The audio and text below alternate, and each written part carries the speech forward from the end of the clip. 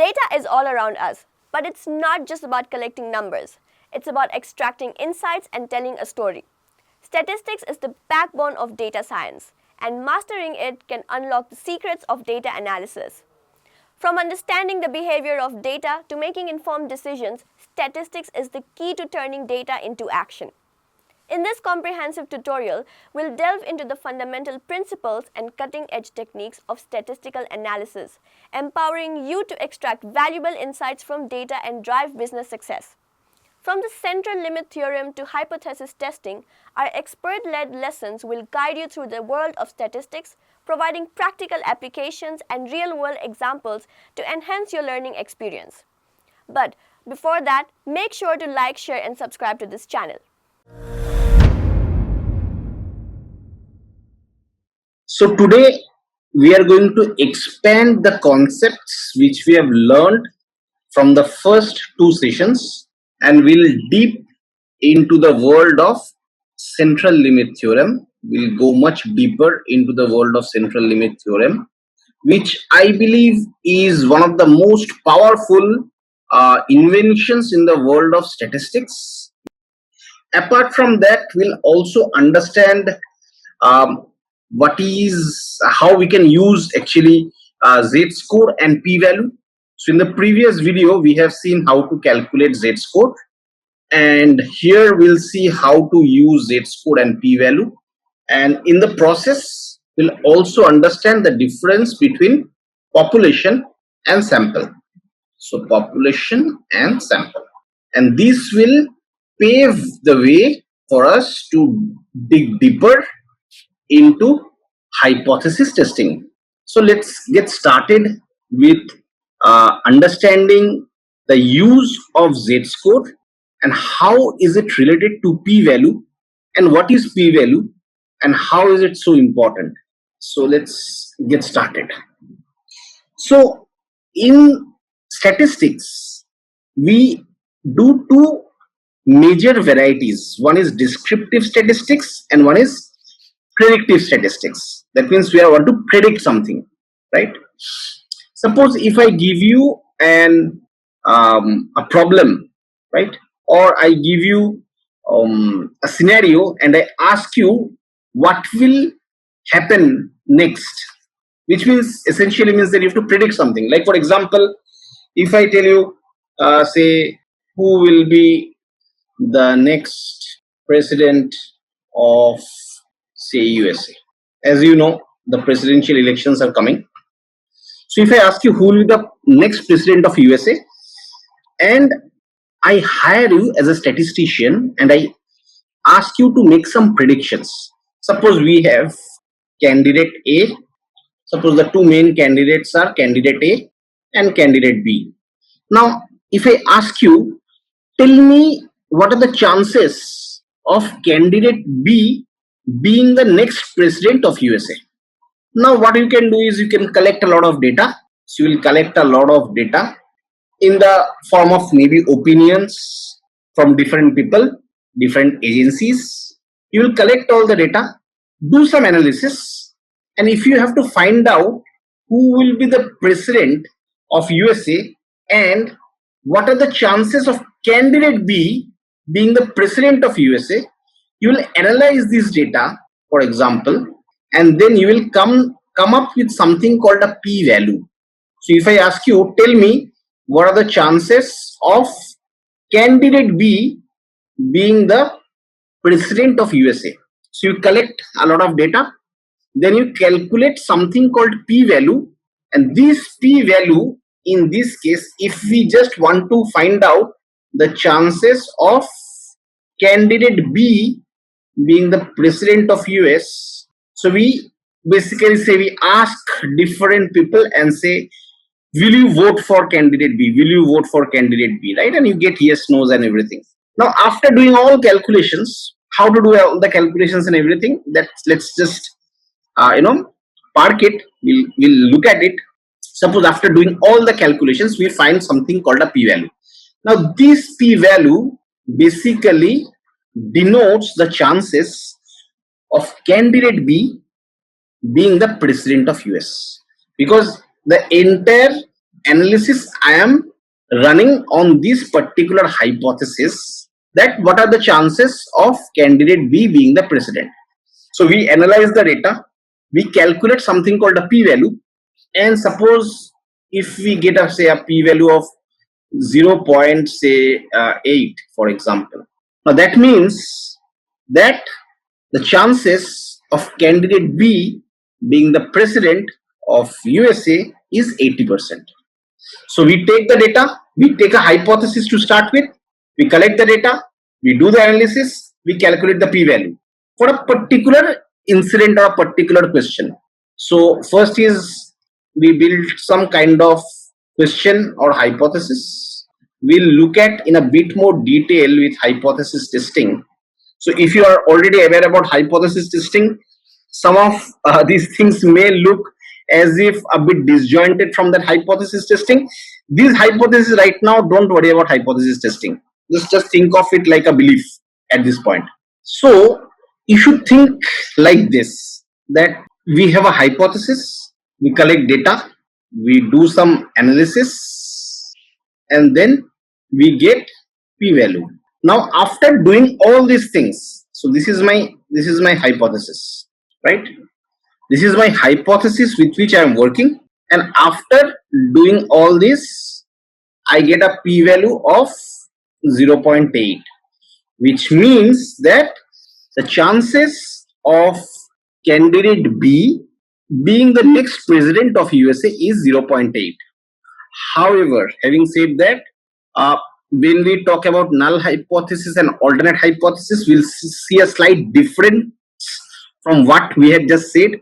I mean, we do it a bit differently, but the basic principle is this. I have hypothesis, I take the data, I do some analysis, I calculate the p-value. And here the hypothesis, as I said, is candidate B being the president of USA. Okay. So I am asked these questions. What are the chances of candidate B being the next president of USA? And my answer is, going by all the statistical analysis, the chances looks like 80%. Okay.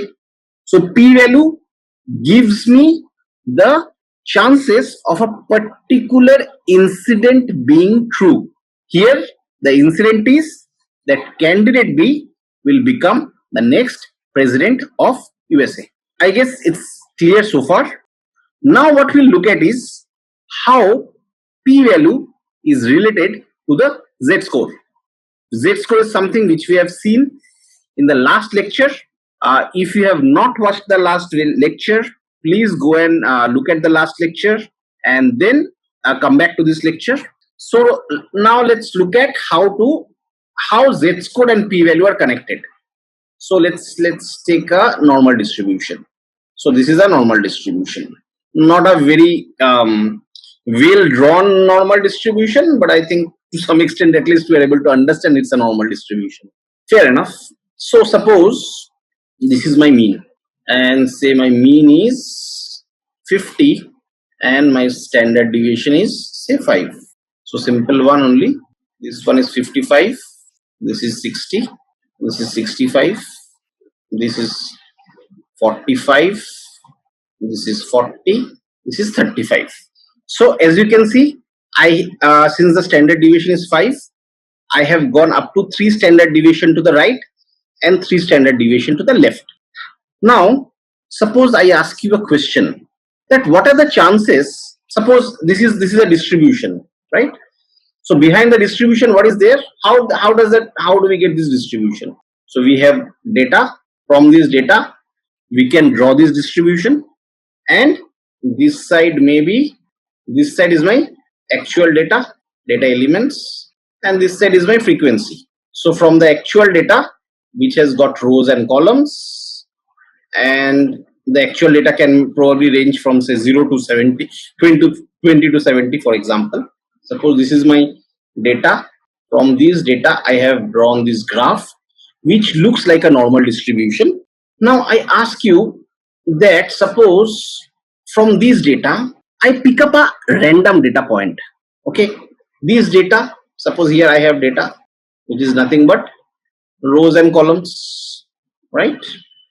Any data is nothing but rows and columns. In this case This is only one. It is only one column which we are looking at. Actually, I should not call it as a rows and columns. In this case, this is just one column, multiple rows, right? So now, if I ask you that what are the chances if I randomly pick up one row from this particular data, which looks like this, what are the chances that that will be less than 65? Will it be very high? Will it be low, or what? So if I ask you that, hey, you know what? I have this data and I know that this follows a normal distribution. What are my chances that I will pick up a data point which is less than 65? When I say I pick up a data point, I can randomly choose a data point. I do not know what the data point is. I just want to understand what are the chances of it being less than 65. Similarly, say what are the chances of a random data point being, say, greater than 45? What are the chances of a data point being less than 30, say 32, for example? So let's look at these examples. Okay. So in this case, what are the chances of me picking up a random point which falls anywhere in this distribution? Think intuitively. Right now, nothing. Don't worry about anything. Intuitively, do you think the chances should be more or less? On a count of 3, 2, 1, the answer is the chances should be very high, because the entire distribution is on this side, right? So if the chances are high, it is very good. How high? How much? Just quantify. Let's quantify with a number. So what we'll do is we'll calculate first the z-score of 65. What is the z-score of 65? That is x minus mu by sigma. So in this case, x is 65 minus mu, that is 50, divided by 5, which is 15 by 5 is 3. And we also know that it's 3. So this is 3. The z-score is 3, which is okay. But how do I convert that into a probability, into a p-value? So for that, we use something called a z-table. This z-table you can just Google and you will find. You can download this z-table. It's not something which I have built. It's already there in the internet. You can download it and you can use it.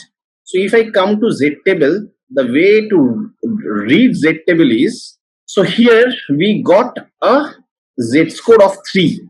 So from z-table, what we get is p-value. So in z-table, what we can do is we can pass the z-score and get the p-value. So let's look at the z-table. So here the z-score is 3.0, and here is 0, 0. So that is fine. So 3.00 will be this point.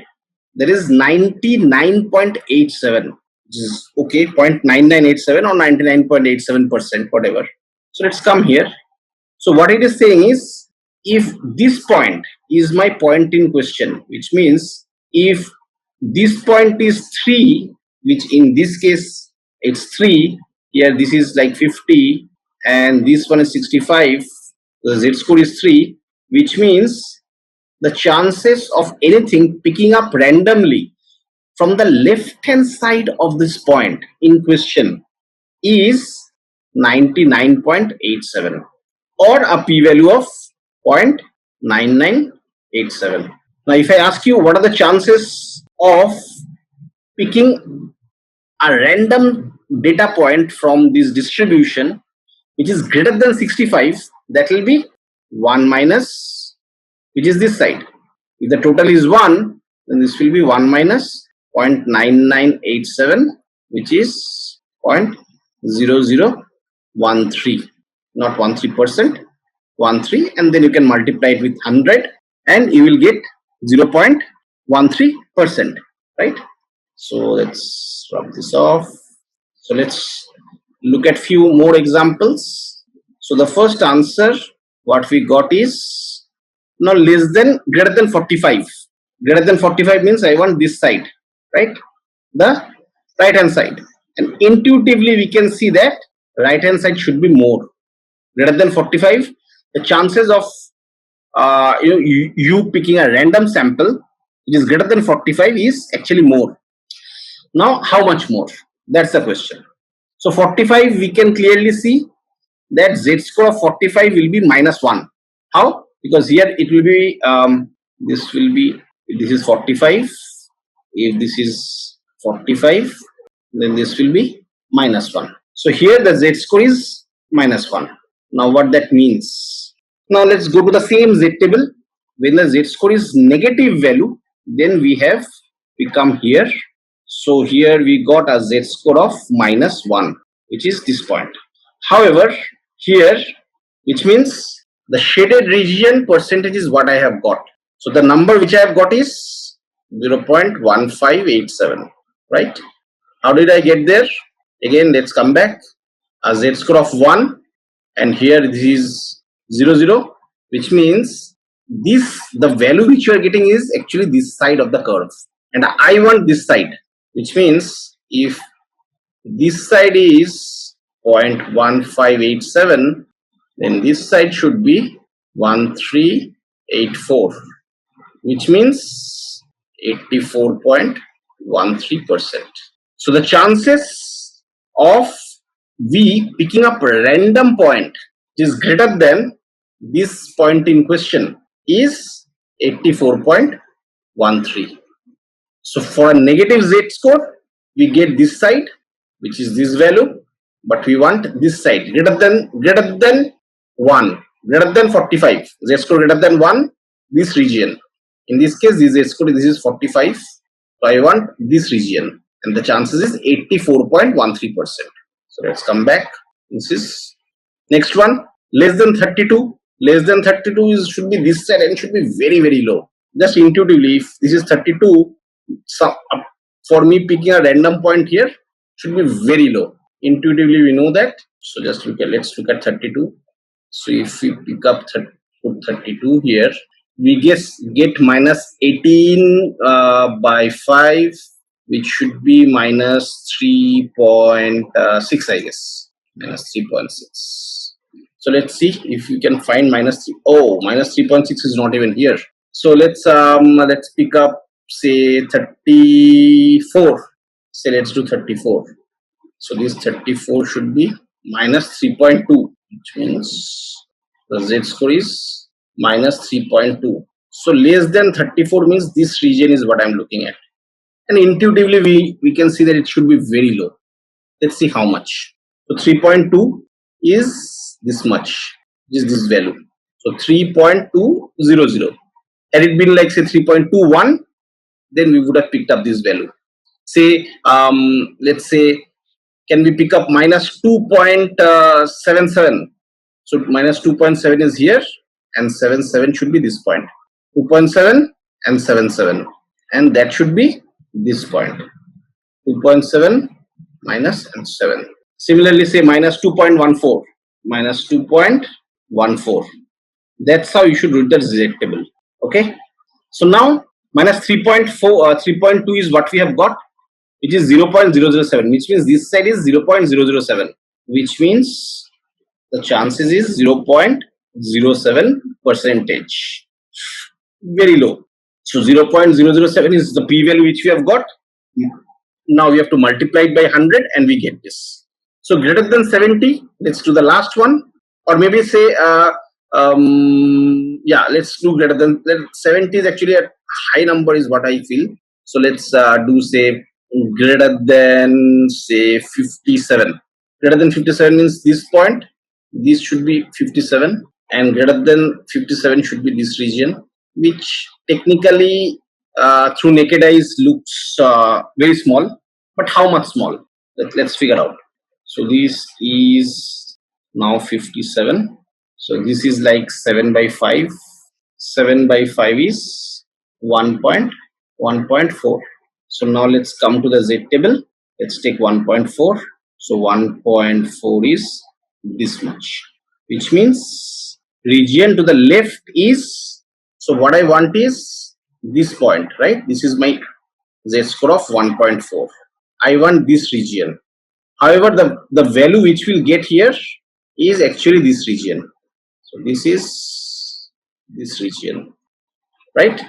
So this one is 1 minus 9192, which ideally should be 08.08, which means if I just multiply it, it should be around 8%,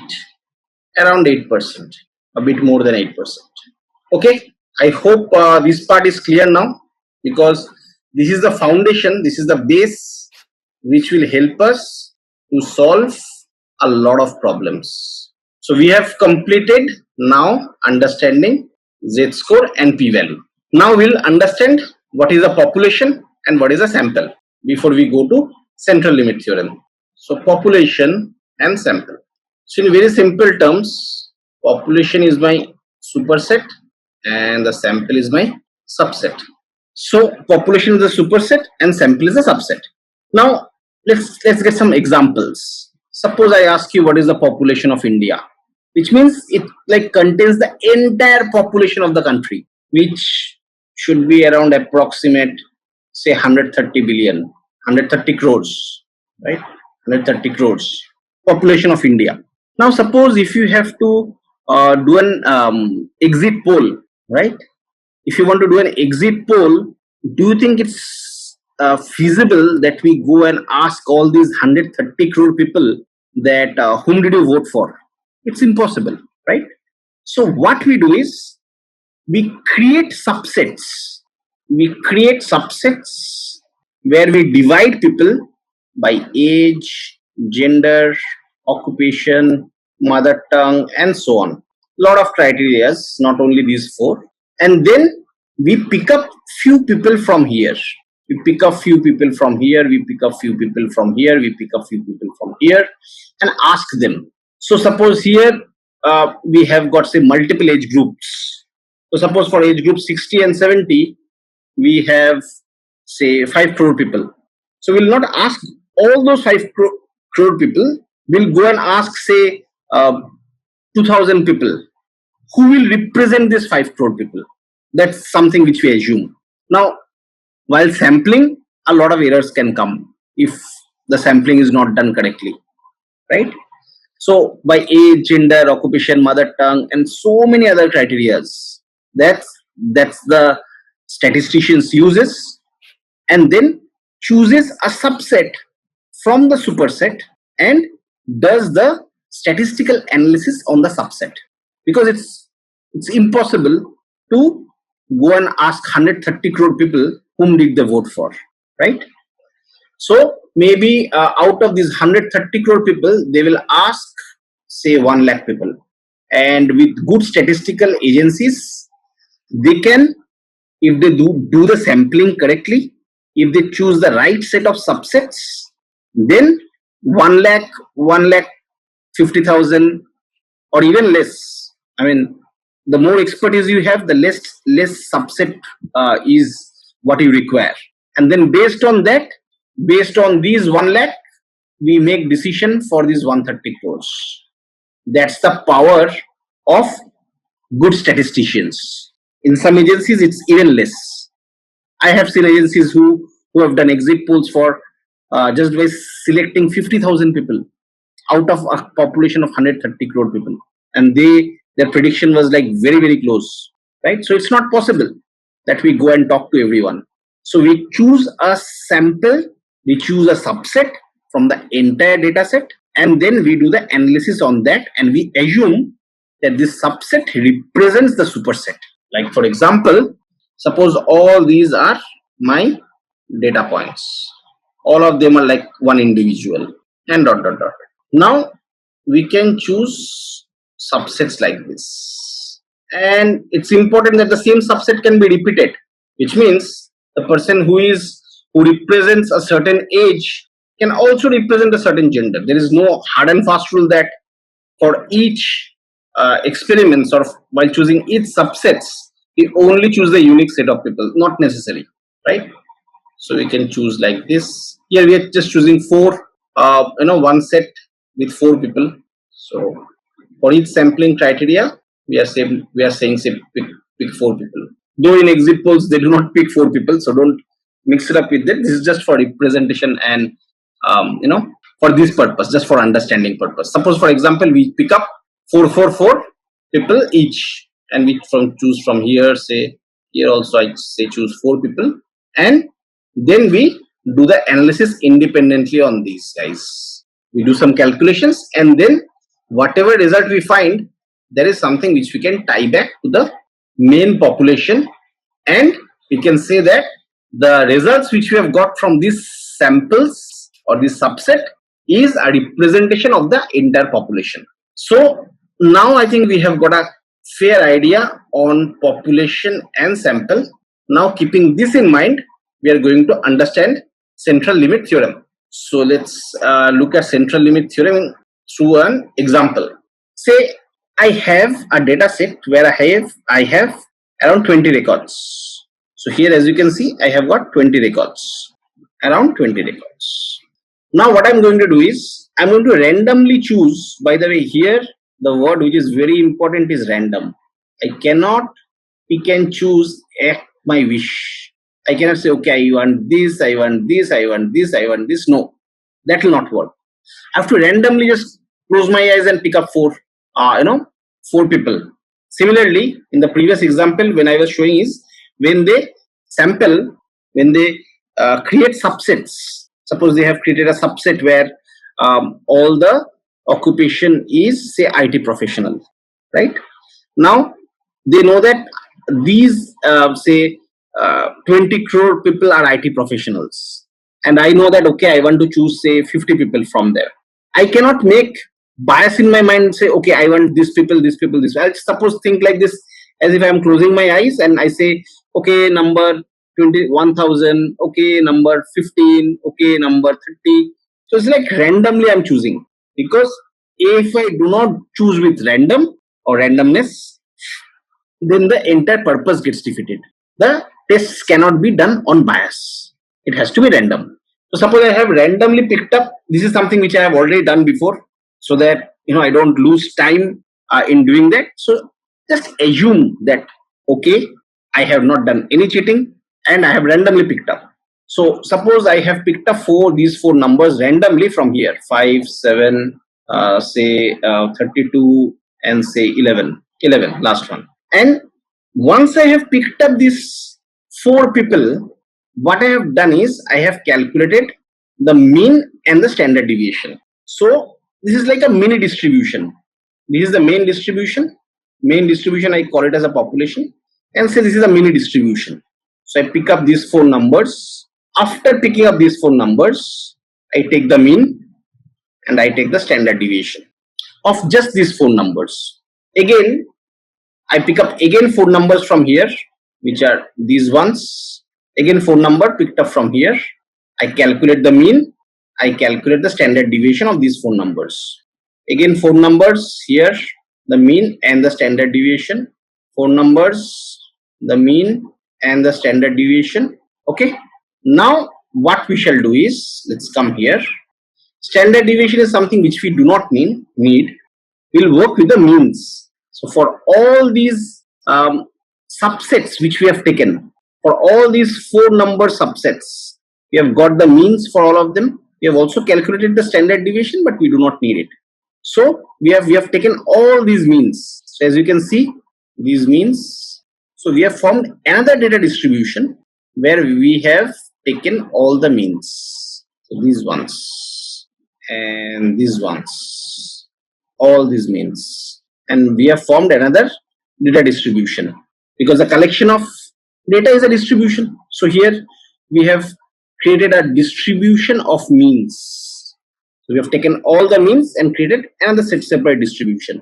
Now what central limit theorem says is that when we have formed this distribution of means, if I plot them, then if I plot them of plot of frequency, what I get is a normal distribution. Of course, I have to do some some amount of sampling, which means if I just take 2 samples, if I just take this one and this one, I'll of course not get a normal distribution. So we have to do substantial amount of sampling, and it depends on how much data you have. The more data you have, the more number of sampling you need to do. So central limit theorem has got three distinct and very important formulas. First formula is when you form a distribution of means, if you plot them, if you plot their frequency, you will find that they are following a normal distribution, which is, that means these particular distribution, if we plot, we find that it follows a normal distribution. That's the first hypothesis. Second hypothesis is, since this is also a distribution, I can take its mean also. I can take the mean of all these numbers, and suppose I have done that, and I can see that this is 44. So this mean is 44 is what we have found. Ignore all this right now. I'll talk about it in a moment. So all these numbers, all these particular numbers, like for the distribution of means, if I calculate the mean, which means mean of the distribution of means, if I calculate, I get it as 44.86. Now if I call this as a mu bar, this mu bar is 44.86.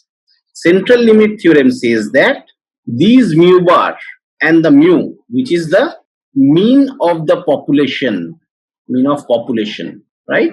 After some time, these two will come very close and can be equal also. Or even if it does not come, even if it does not equate, it will like come very close. So these mu bar will come very close to mu. So here this is 4.86.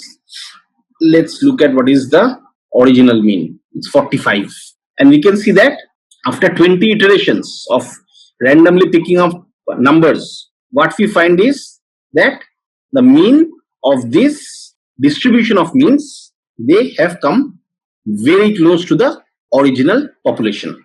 That's the second hypothesis. So we have learned two things from central limit theorem. One is distribution of means when plotted will form a normal distribution.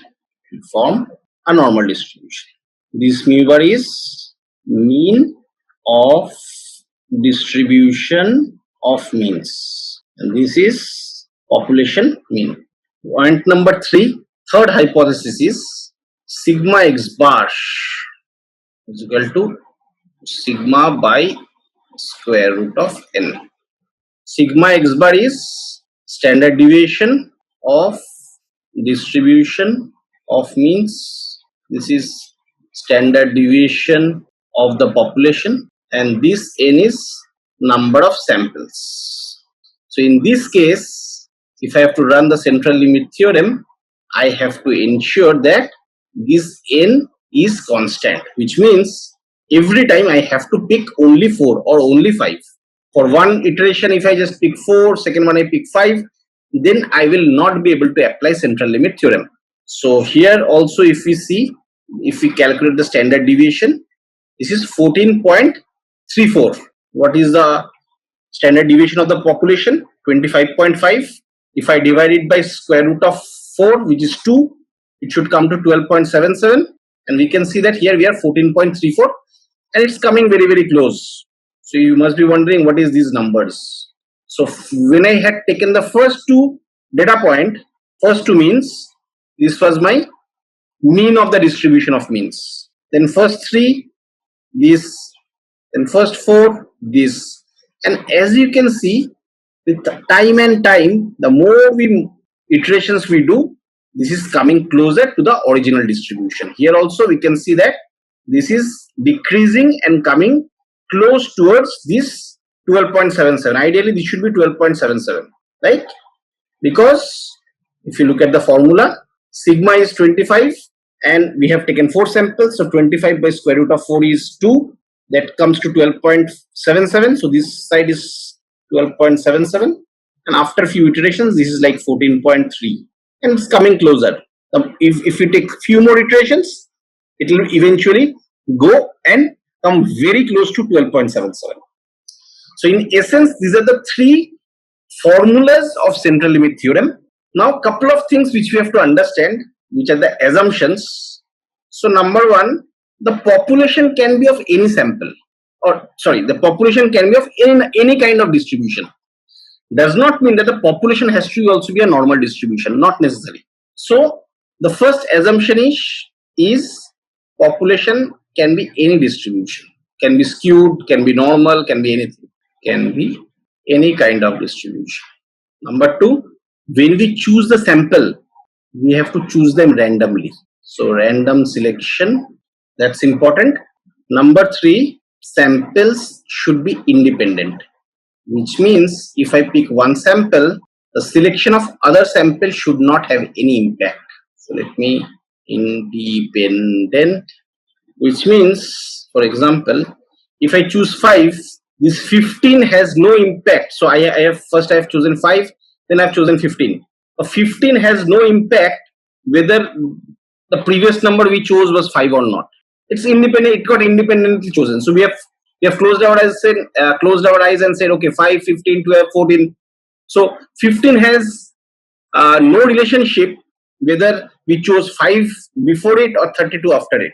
So that's another assumption. So the next assumption is the sample size which we should choose, that should not be more than 10% of the population. Should not be greater than 10% of the population. And number 5, if the population is like asymmetric in nature, like right skewed or left skewed, this is not left skewed by the way. If they are asymmetric, which means say this one or this one, then we need to choose more samples. And if they are symmetric, then we need to choose less samples. So for symmetric population, or in simple terms, things, if the distribution is like more or less normal, then we can limit the sample size to less than 30. We should choose sample size which is less than 30. For asymmetric population, we should choose more samples. Okay, I hope these assumptions are clear. Now what we'll do is we'll run through a quick simulator where this concept will be even more clear. So this is the link of the simulator. You can also go and practice yourself. And when I learned central limit theorem for the first time, I got very confused initially. And then I used this simulator and everything started to make sense very quickly. So let's look at the parent population. Say parent population. We say that it doesn't matter what is the parent population. It can be normally distributed, non-normally distributed, can be anything. Now what I'm going to do is, so I just distorted the population as much as possible. So for this population, I know the mean and I know the standard deviation.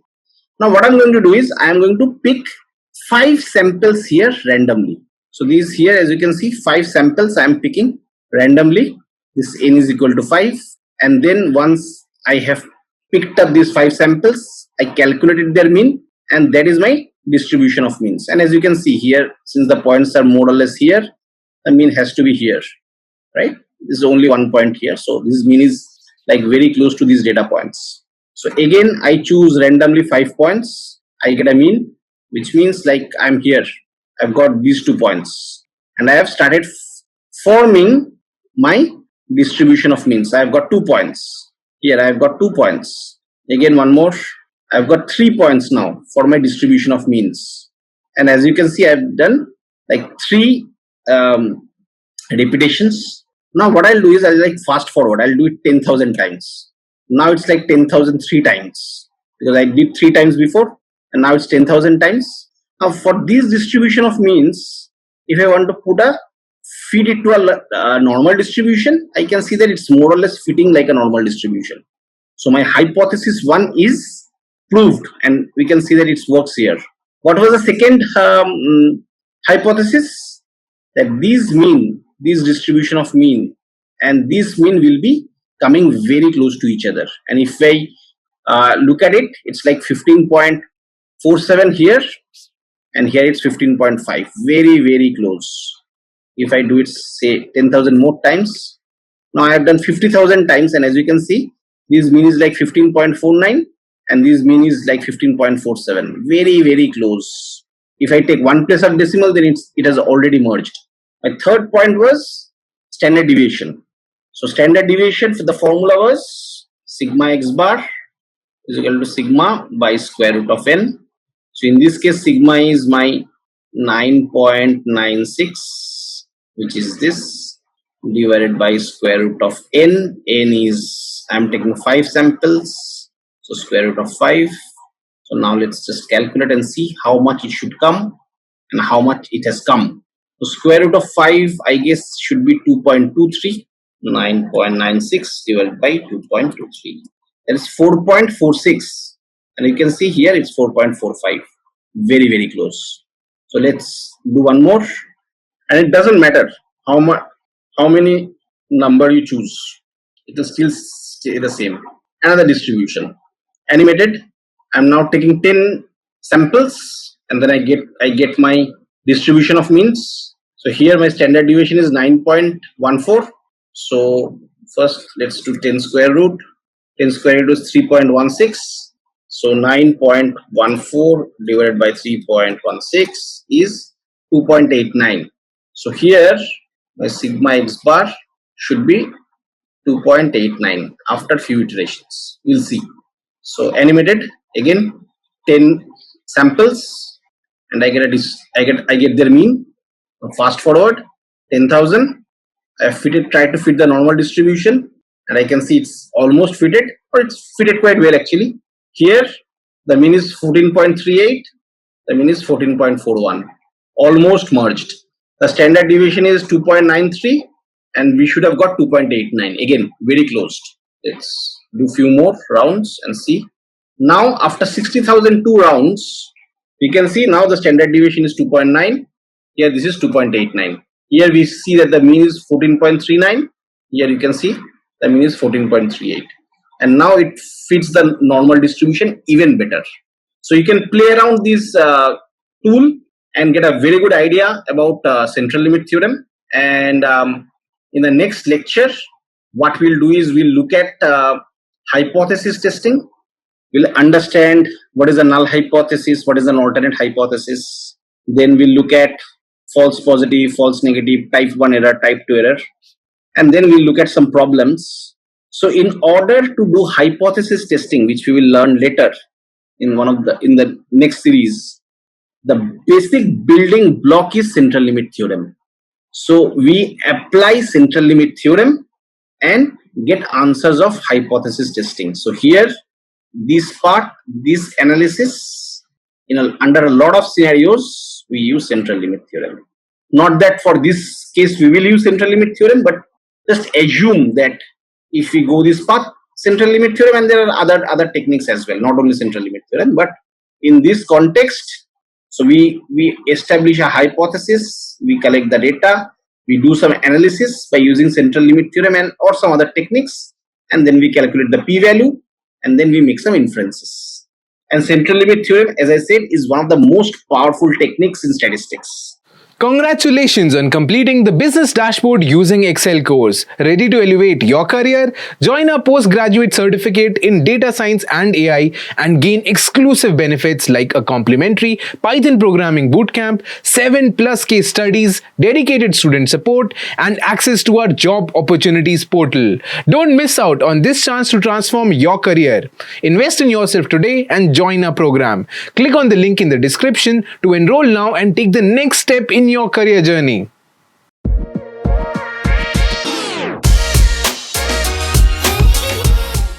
Welcome friends to another exciting episode of statistics. So today what we are going to do is going to be very exciting, because today we are going to solve few statistics challenges. These challenges are based on the learnings which we have acquired over the last few videos. So I assume that you have watched our last few videos, as this video is an extension of those videos. So today we will solve statistics challenges using central limit theorem, using the concepts of normal distribution, and using the concepts of hypothesis testing. So this is central limit theorem, normal distribution, hypothesis testing, and of course central tendency like mean, standard deviation. So let's get started with our challenge. So let's look at the first problem. So the problem says that batsman A scores 50 runs on an average with a standard deviation of 5. So in this case, the scores of batsman A has been compiled and it has been found that he scores 50 runs on an average and his standard deviation is 5. Now what we want to find out is what is the probability that he will score less than 40 in a given match. So he scores 50 runs on an average with a standard deviation of 5. So if for any given match we have to predict his score, or in this case we want to predict that he will score less than 40, we want to find out what is that particular probability. What are the chances? So let's get down to work. So let's first write down what are the information we have. That's very important for problem solving. So in this case, we know, so this is problem 1. We know that the mean is 50. We know that the standard deviation is 5. So now, since in this problem, nothing is mentioned that what kind of distribution does the runs of the batsman is plotted against, let's assume that these 50 runs with a standard deviation of 5 follows a normal distribution. Since nothing is mentioned, let's assume that it is following a normal distribution. So let's draw a normal distribution. So this is 50. So if standard deviation is 5, then one standard deviation to the left is 45. So 2 standard deviation. So what we want to essentially find is the probability of the batsman scoring less than 40. So friends, one thing which I want to tell you is statistics is a subject which mixes numbers with intuitions. So you should not look at just dry numbers. You should always try to visualize the problem and apply a lot of intuitions. This is, by the way, not a very good normal distribution. Let me just, yeah. So essentially, if we look at the problem is the probability of the batsman scoring less than 40. So what are we trying to find?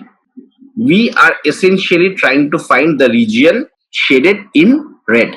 No, I mean, in this case, before you even apply the formulas and crunch numbers, just look at the graph.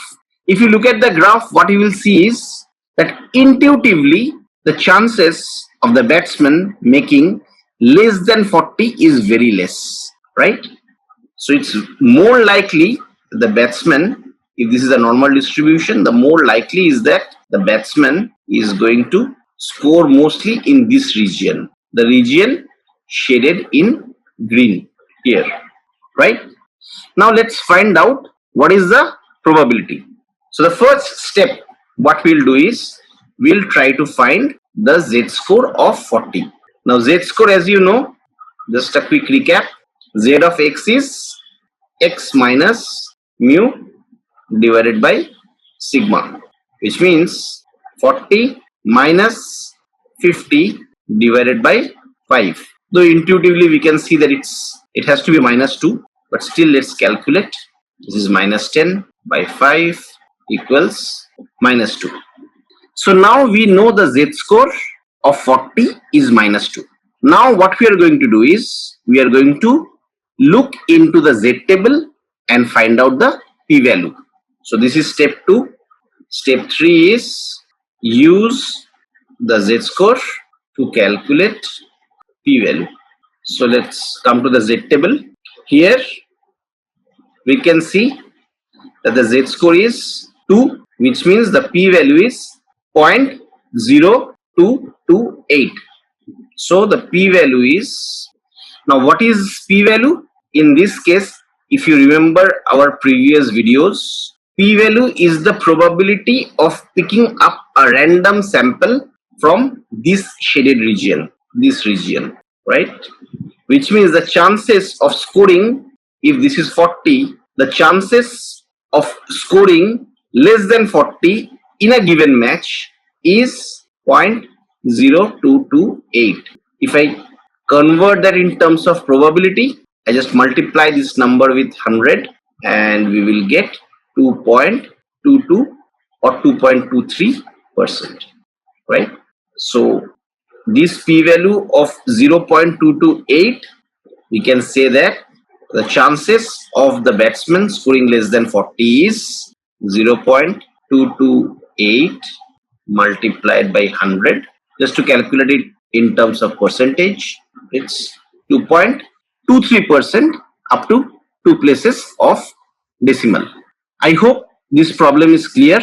Now let's just slightly tweak the problem. Suppose this is not 40, or rather this is 40, this is fine, this is 40, and suppose we want to find this place, say 39. In that case, this part is not what we are looking at. We are looking at only this part. So z-score of 39 is 39 minus 50 divided by 5, which will be minus 11 by 5, which will be minus 2.1. So here if we come, 2.1 is 1.79%. Now if I ask you what is the probability of it scoring, say, greater than 40, since this part is less than 40, if I ask you what is the probability of the batsman scoring greater than 40, it's not very difficult. So 100% minus 2.23, and that is 97.77%. All right, I hope this is clear. So now let's move to the next problem. So let's look at problem number 2. So let's read the problem. You're a businessman doing grocery business. The supply of your stock is sporadic at times. Maybe you are not getting the supply from the vendors or the suppliers which supplies goods to your grocery store. You do not receive it very regularly. It's sporadic. At times you receive it on time. At times you do not receive things on time. So you even suffer losses at times if the goods are not sold within a certain period. Probably they cross expiry periods, which is very regular, especially with dairy products, right? Milk and all those stuff. If they are not sold within a certain period, you cannot sell it again because that's harmful. So you suffer losses at times and you make profits also. So profits have a mean of 2000 and a standard deviation of 1000, which very clearly shows that the business is very topsy-turvy. Though you make profits, but at times you do make losses because the standard deviation, if you look at it, it's 1000, quite high. So your team makes 100 trades per week. So you do 100 transactions. Actually, transactions will probably be the right word. So your team who is running your shop, they makes 100 transactions per week. Now, what is the probability of your team, or rather your shop in this case, because your team cannot make profit, making a loss or making a profit of more than 20,000 in a given week? So let's dissect the problem. Let's first look at what we have. So we have a population data, which is the mean of 2000 and the standard deviation of 1000. So let's write down mean of 2000 and standard deviation of 1000, right, for each transaction. So your team makes 100 transactions per week. Okay. Now the probability, what we need to find out, the probability that you make a loss and the probability that you make a profit greater than 20,000. So here, when we look at a profit of 20,000 in a given week, considering that we are making 100 trades, you can actually say that per trade, if you want to look at, it should be, because this is for the entire week across all the trades, we want to find out per trade, because mean and standard deviation, all of them signifies per trade. So we want to find out the probability of making a profit greater than 200. Actually, let's make the problem a bit complicated. Let's make this, say, let's make this, actually this is fine. Let's go with this. This is okay. Or let me just change these numbers a bit, maybe. So let me make this, say, profit of greater than 50,000, for example. Or rather, let's make it 5 lakhs, so that it becomes more interesting. 1, 2, 3, 4, 5. Yeah.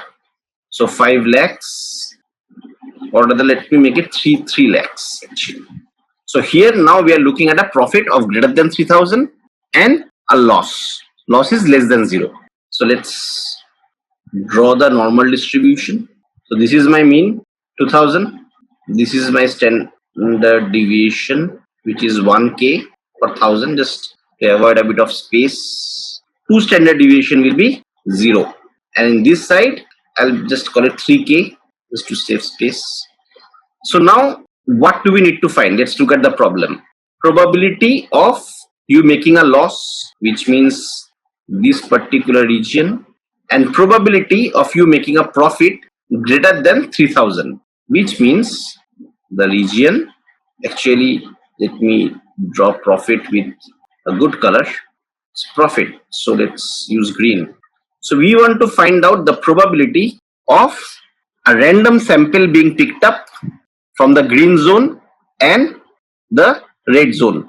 Eventually that's what we are trying to find, right? If I pick a random sample, what is the probability that it will be from this green zone and it will be from this red zone? Now again, as I said, first visualize the problem intuitively. That makes life very easy. So it's intuitively very clear that the chances of you making a loss is less, and the chances of you making a profit greater than 3000 is not very high, but at least it's more than you making a loss. So let's quickly crunch the numbers. So for the first problem, let's find out z is equal to 0, and we want to find this region. So loss means less than 0. That's what we wanted to find, a loss and a profit of 30,000, right? So loss is 0 minus the mean is 2000 divided by standard deviation 100, which is minus 2. And a z score of 3000 is 3000 minus 2000 divided by, it should be 1000. So now from the z score, let's figure out the p-values. So just to make the problem interesting, I will make a bit small changes here. I will say, suppose this is 3200, say this is 3176. So this is, the reason is I just want to show you how to look at certain decimal places in z score. So this will be 1.76. all right, so here we are looking at not this region, not greater than 3000 fully. Probably I'm looking at this region. This is 3176 and this is the shaded region. So now let's come here, minus 2, same 0.228. So the p-value is 228, which means less than 0 is 2.23%. Now this one is 1.76. So let's come down to the positive side. So this is 1.7 and 1.76 is this one. So 1.7 and 0.6. This is 1.7. This is 0.6. So this is the p-value when the z score is 1.76, which means this particular region is 0.9608, which we found from here. However, we need this region because we are looking at greater than 3176. So this region is 0.9608. So this region is 0.0392. So this part is 3.92% because I am looking greater than z, and less than z is 96.08%. So let's go down. So here the p-value is, because I am looking at this side, and the value which we get from the z table is always on the left hand side. So the p-value in this case is 1 minus 9608, as we are looking for greater than this 3176. Here is my 3176, right? The z score the p value which we get is always on the left side, but I did on the right side. I did more than greater than 3176. So in this case, this is 0.0392. So this one is 3.92%. Now from this, if you want to further derive that, if I ask you what are the chances that the shop will make profit, which means I am looking at this, and from here this should be 100 minus, let me use the same ink for calculation, so it's 100 minus 3.92%, which is 0896. No, my bad, we should take this one, not 3.92. 100 minus 2.23. My apologies. So it should be 97.77. We are looking at this number. I hope this is clear now. So now we have solved two problems using z-score and p-value. Now let's take one step further and let's look at hypothesis testing. The steps are not going to be much different, only some small tweaks here and there. So let's start by looking at a problem of hypothesis testing. A quick recap before we start hypothesis testing. H0, H1. H0 is my null hypothesis, which is my anti-belief, which is something which I don't believe. H1 is my alternate hypothesis, which is my belief, which is something more likely to happen, right? Also, what we know is that we cannot test this directly because there are no statistical tests available to test the alternate hypothesis. So this can't be tested directly. So we test this, we test null hypothesis. When we test null hypothesis, we get a p-value. And what we want this p-value to be low. How much low? Ideally less than 5%.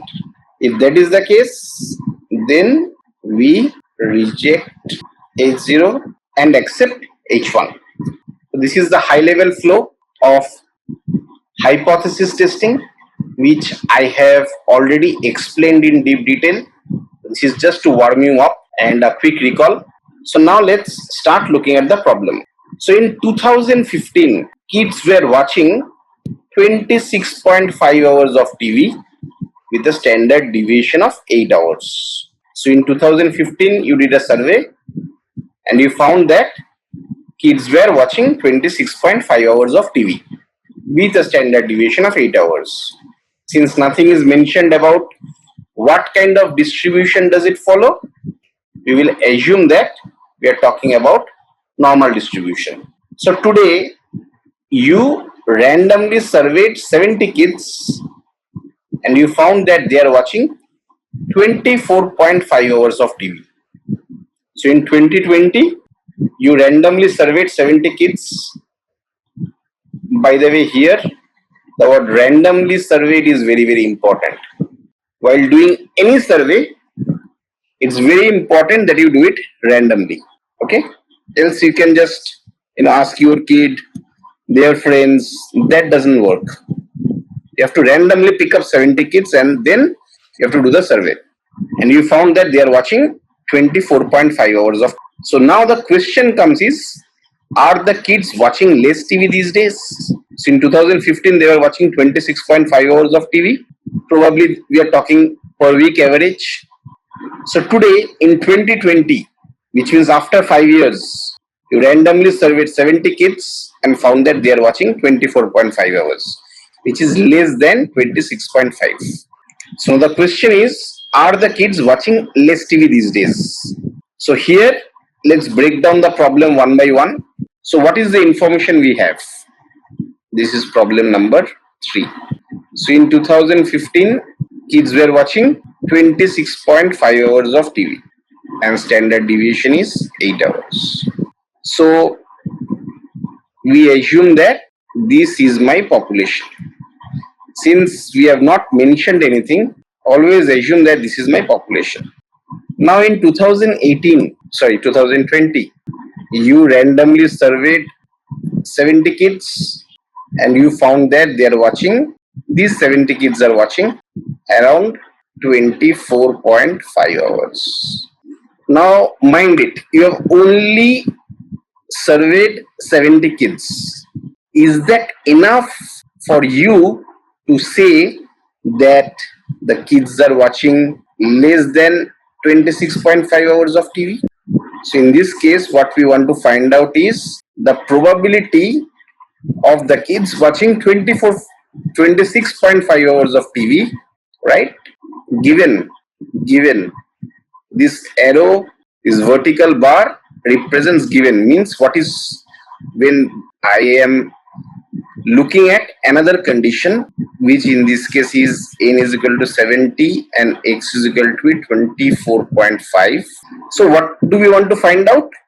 The probability of x being less than 26.5 when I found that n is equal to 70 and x is equal to 24.5. N is the number of kids I surveyed and x is how much TV they want. So this part I know that this is true because I have done it. I want to find out if this is true, what are the chances that this is true? We want to find. Okay. So we want to find the chances of this part being true given this particular condition. So let's go step by step. Let's first write down what is our belief.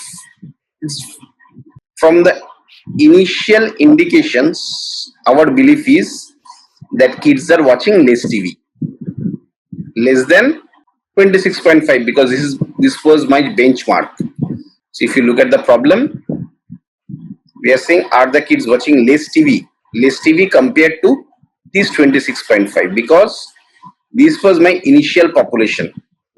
Here I have not mentioned what are the number of kids we have surveyed, so always assume that this is the population, and any hypothesis is always done on the population, not on the sample. Like what we do is, if you think of a real life scenario, we say that the average literacy rate of, say, India is 75%, for example, right? Now suppose you randomly surveyed 100 people and you found that out of those 100 people, 90 are literate, which means the literacy rate is 90% for those 100 people, right? So you get an intuition that probably the literacy rate has increased. But is it enough? Because you have only spoken to 100 people, you have not spoken to a lot of people. But is it enough for you to make an assumption that probably it is greater than 77%, right? So in this case, you have to think like this. You have to think intuitively first.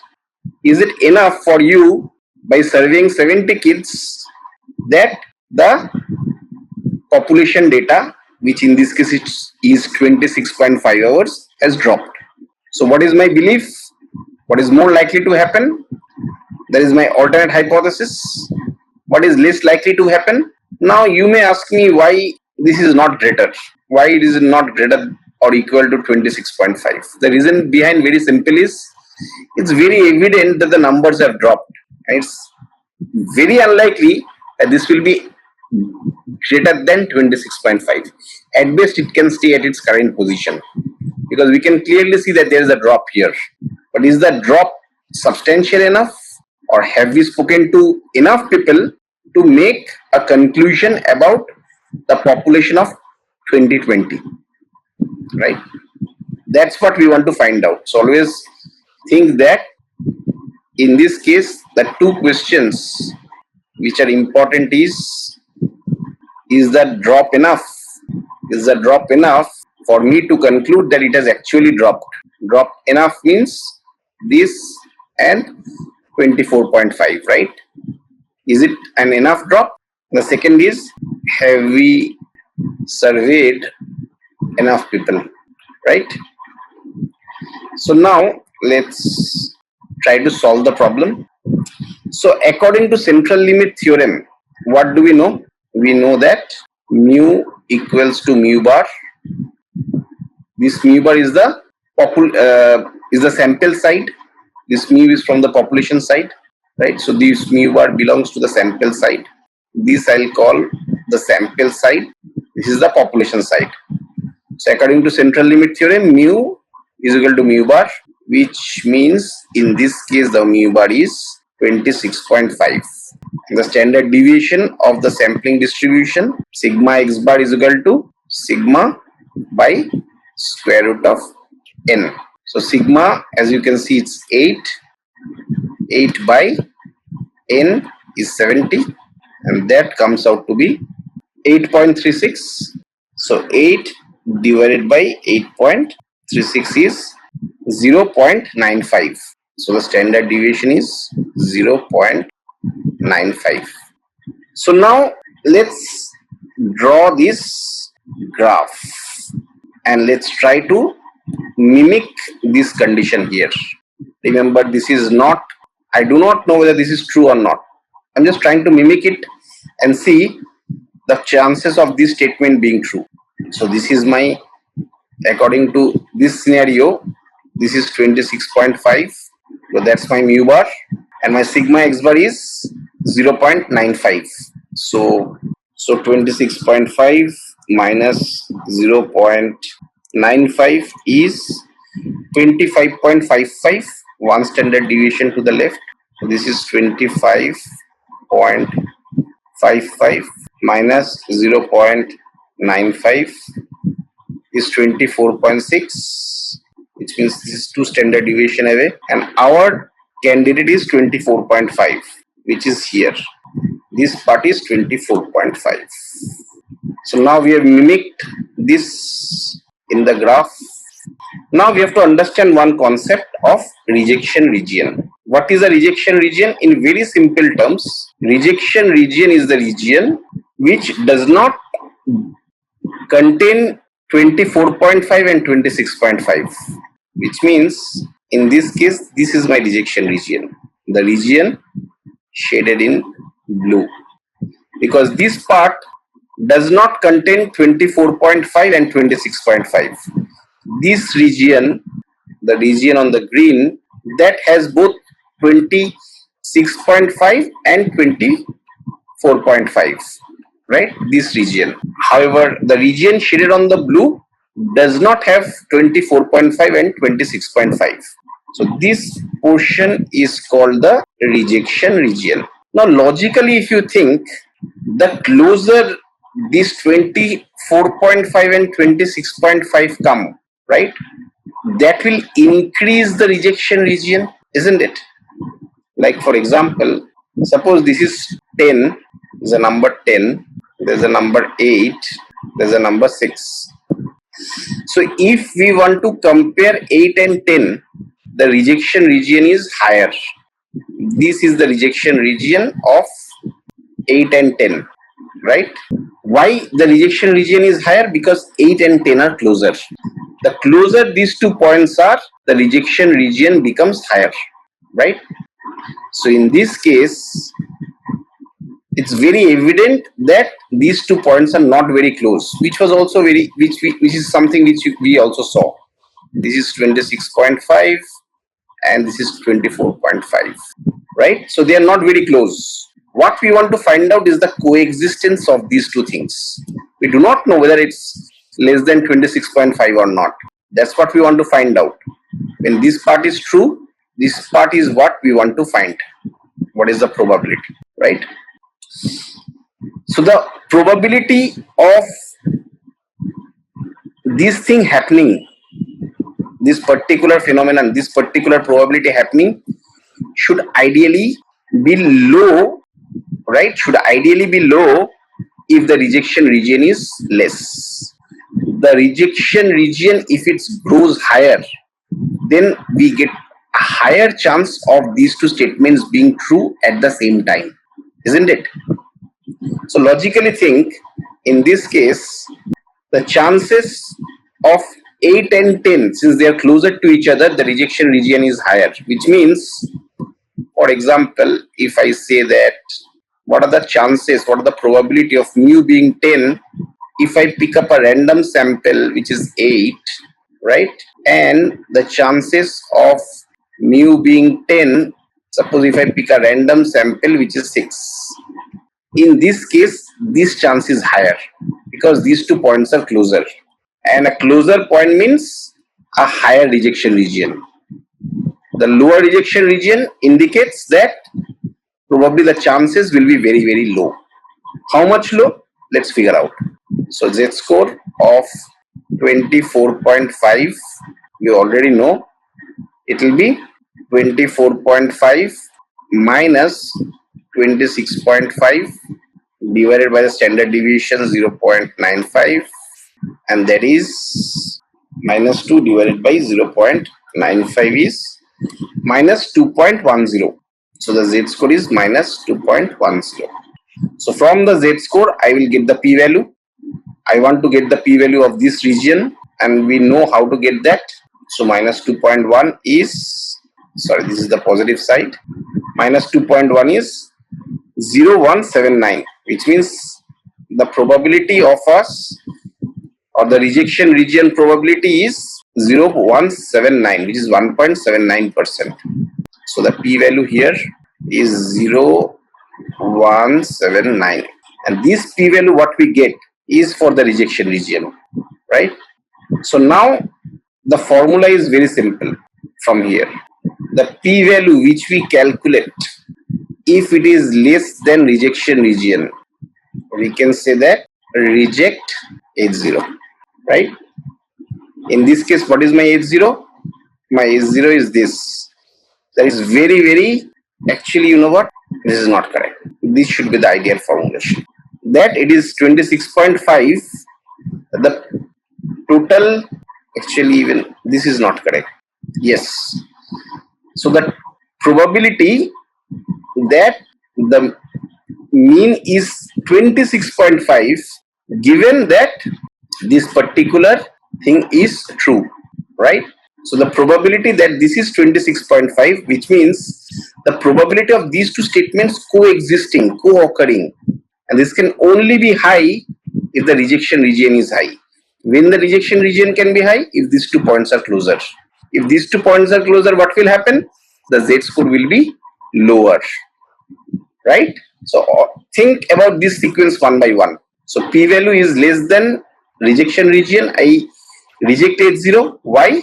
When the p-value can be less than rejection region, when the p-value can be less, actually you should know, it should not say like this, and this rejection region ideally should be 0.05.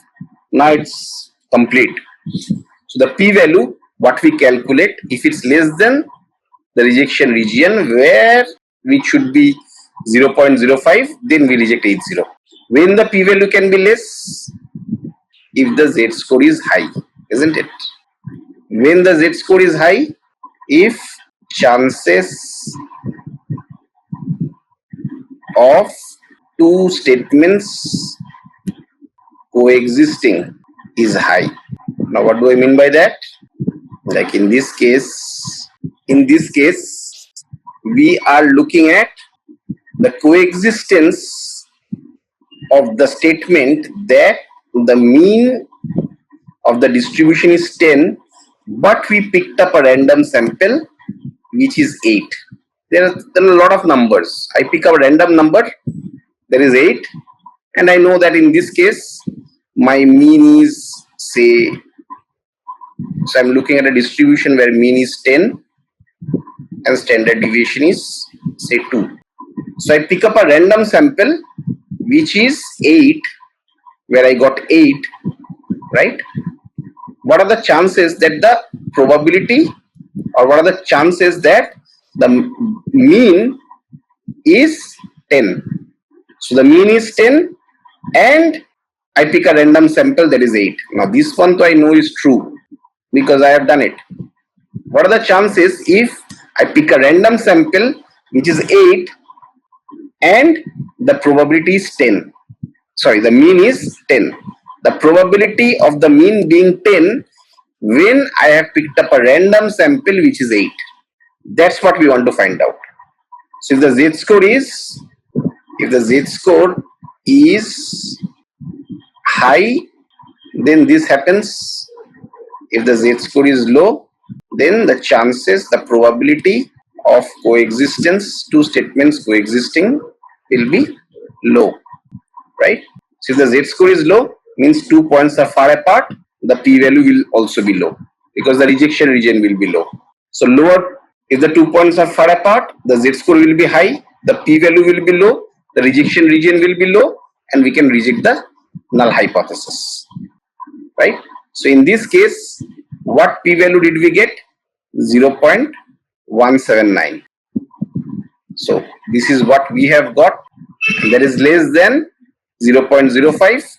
So we can reject the null hypothesis. My null hypothesis is this, which is rejected, means the chances of this statement being true is only 1.79%, right? This one multiplied by 100 is 1.79. So this one has a chance of, this has only 1.79% chances, means this one has a chance of 98.21%, and we accept the alternate hypothesis. Or rather, we can say that we are 98.21% sure that people are watching less TV, but this number is so high, we can actually pass it as a judgment. We can say that people are watching less TV. I hope the entire understanding of the problem is clear, because now we are going to just extend the same thing for other problems. So let me share a small tip with you. So far we have been trying to calculate the p-values, and going forward also we'll keep on doing that because that's a good practice. But let me also show you a shortcut. Do we really need to take the z-score every time? Sorry, do we really need to take the p-value from the z-score every time? I'll tell you a shortcut so that I don't even need to look at the p-value. And just by the z-score, I should be able to make a conclusion. So what is that concept? So what I want the p-value to be less than 0.05. How do I get the p-value from the z-score? Right? So now what we'll do is we'll learn a shortcut. So in order for the p-value to be less than 0.05, let's find out what is that z-score. So let's come to the z table.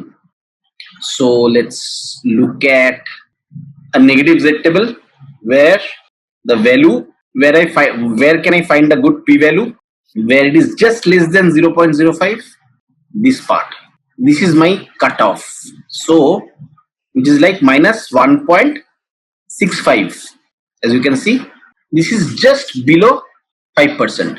So let's write down minus 1.65, and from the other side I will try to find out where exactly it is just crossing 95%. And if we see this again, 1.65, which means the rule is if the z-score lies between minus 1.65 to 1.65, you cannot reject a null hypothesis. If it's beyond this range, then you can.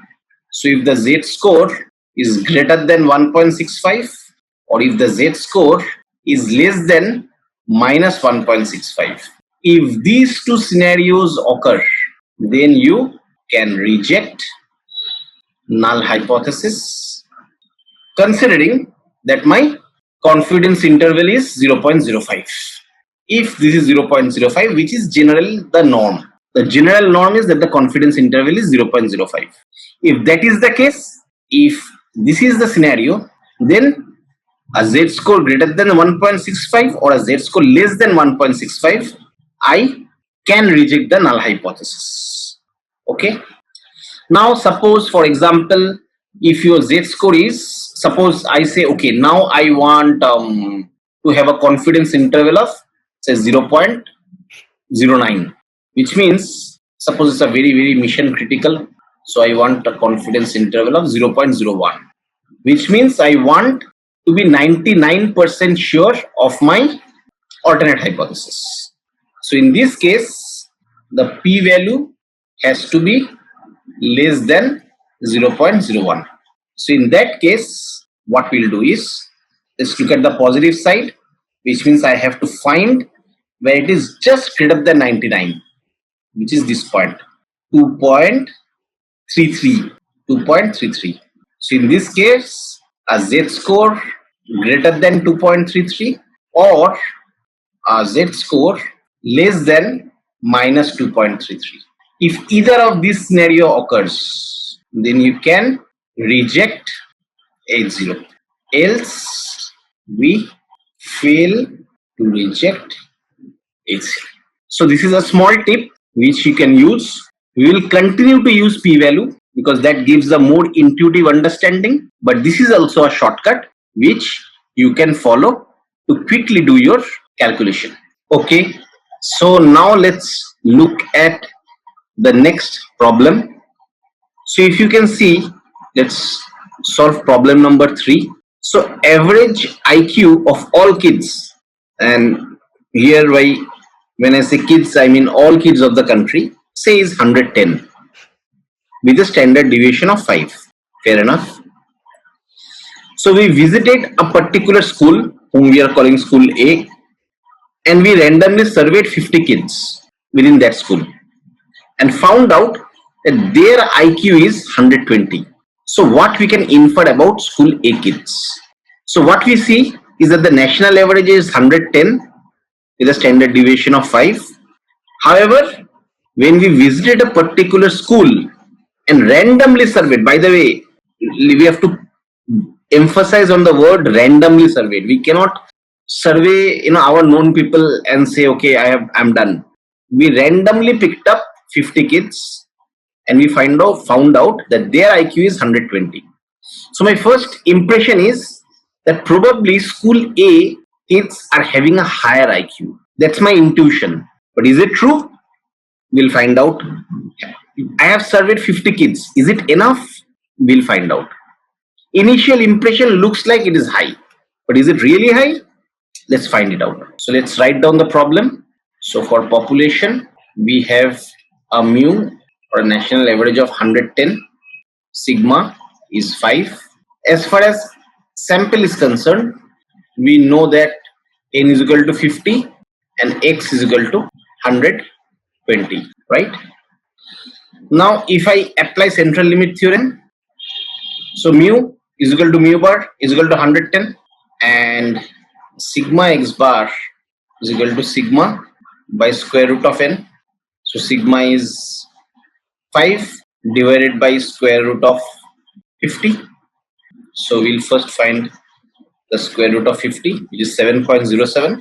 So 5 divided by 7.07, and that is 0.7. Okay. Now what is that we want to find out? We want to find out the probability that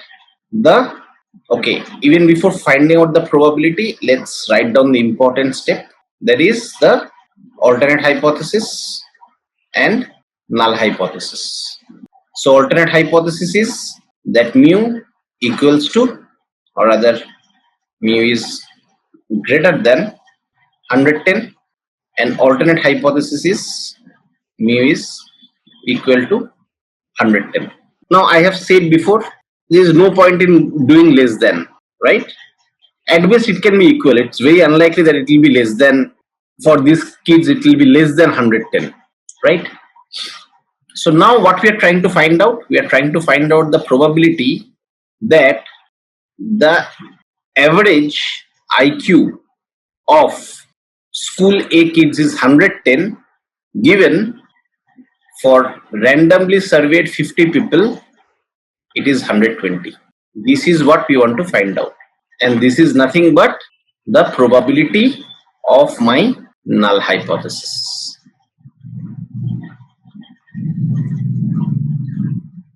So now let's draw a normal distribution. So if we assume that this is 110, so 110 with the standard deviation of 0.7.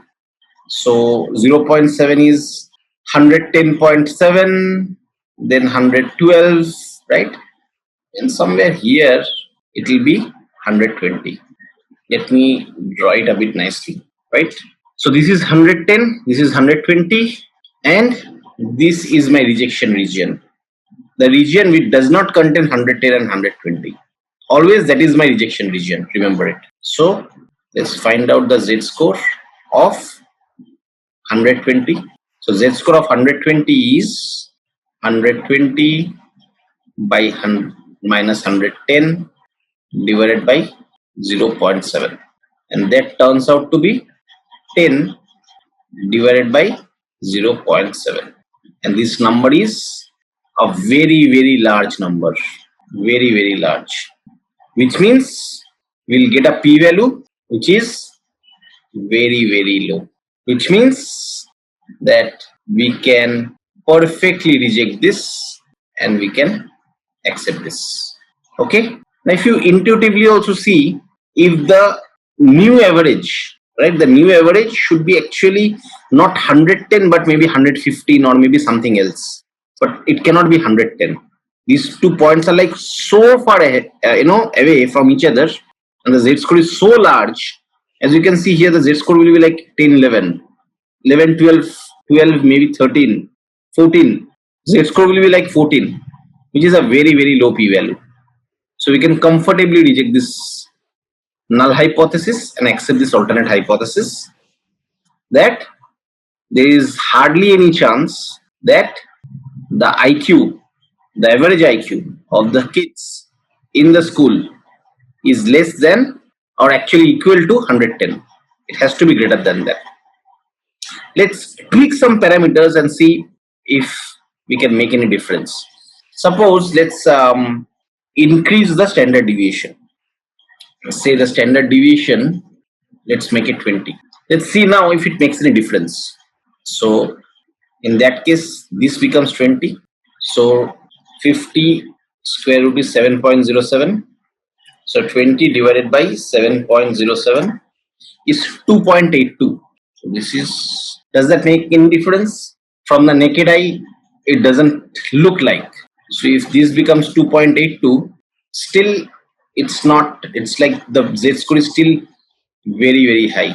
So 10 divided by 2.82 will be close to 3 point something. 2.82 is 3.54, still very high. It doesn't make much of a difference. Okay, now let's make some changes. Say this is not 120, say this is 115, or say 112. Now let's see if that makes any difference. Actually, let's make it 115. So in that case, this is 115. So this is 5 by 2.82. So 5 divided by 2.82 is 1.77. So this value now becomes 1.77. Now if this becomes 1.77, then let's try to figure out p-value from the z table. So this is the z table. So 1.77. So 1.77 will be, no, this one. So this is, so 96.16.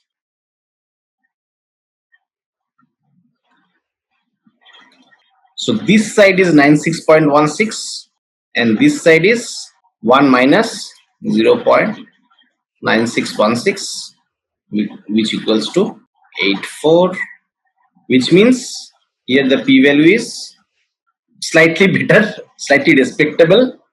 We were getting absolutely no p-values at all. Very low p-values we were getting. So this is 3.84%. Still lower enough for me to reject the hypothesis. I hope this makes sense. Now let's look at the next problem. So the problem says, in a survey conducted 2 years back, we found that 60% of households had got tablets. Today you surveyed 200 random households and found that 68% use tablets. So what we can infer? Interesting. So today we can see, on surveying 200 random households, we found that 68% is using tablets, which is higher than a survey conducted 2 years back. So we can clearly see that it's higher. But is it enough that we can say that today people are using more tablets? Let's figure out. So let's first write down the population information we have. The population information is 2 years back, 60%, right? 60%. And the standard deviation is, oh, we don't have any standard deviation. Also, the problem looks a bit new. So far, we have been dealing with whole numbers. Now we have suddenly got percentage. Neither we have any standard deviation. So we have to do something about this. First, let's convert it into decimal. And in this case, the standard deviation is 0.6 multiplied by 1 minus 0.6. So square root of mu. So the formula is mu into 1 minus mu. So which is 0.6 into 0.4. Square root is 0.48. This is my sigma. Now when we talk about sample, we have surveyed how many people? 200 households, and we found 68% are using tablet. So this is 200, and we found that 68% are using tablets. Okay. Now, according to CLT, Central Limit Theorem, mu equals mu bar equals 0.6, and sigma x bar is equal to sigma by square root of 200. Actually, let's try to make the problem a bit interesting. Suppose this is not 6.8, say this is 6.3. That will make the problem a bit interesting. So 0.48, first let's take square root of 200, 14.14. So 0.48 divided by 14.14 is 0.03. So according to Central Limit Theorem, we find this as 0.03. Now let's look at the null and the alternate hypothesis. So my alternate hypothesis is that mu is greater than 0.6. Very evident.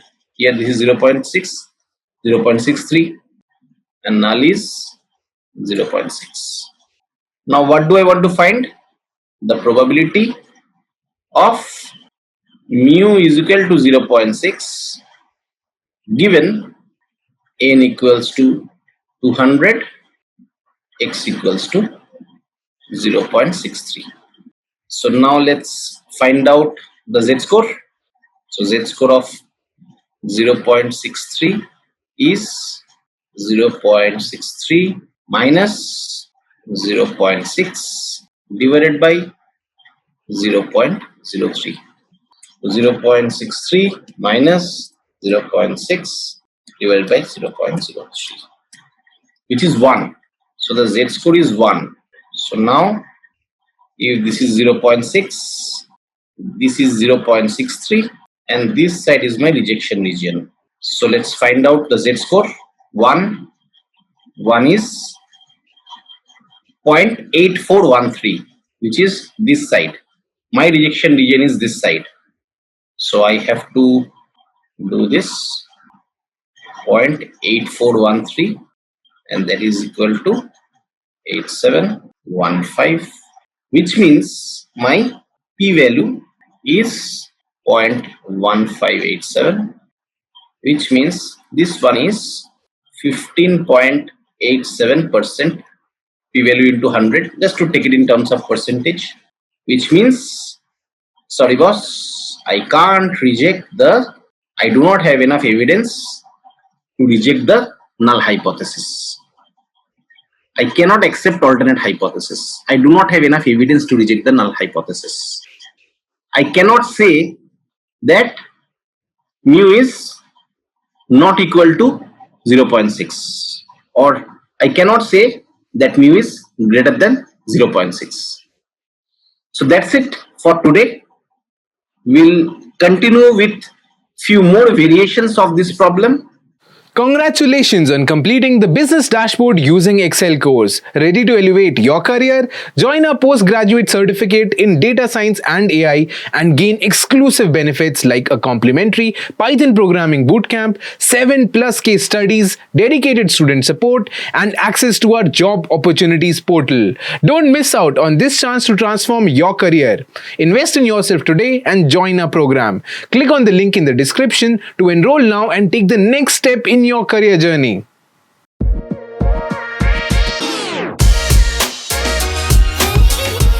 So today we are going to start with a small, I would say, description, a small table which we'll try to build, where we will try to show what kind of tests to be applied when. So there are a lot of hypothesis tests. So we'll look at what kind of tests to be applied when, and then we'll also look at few of the tests. So let's start writing hypothesis test here.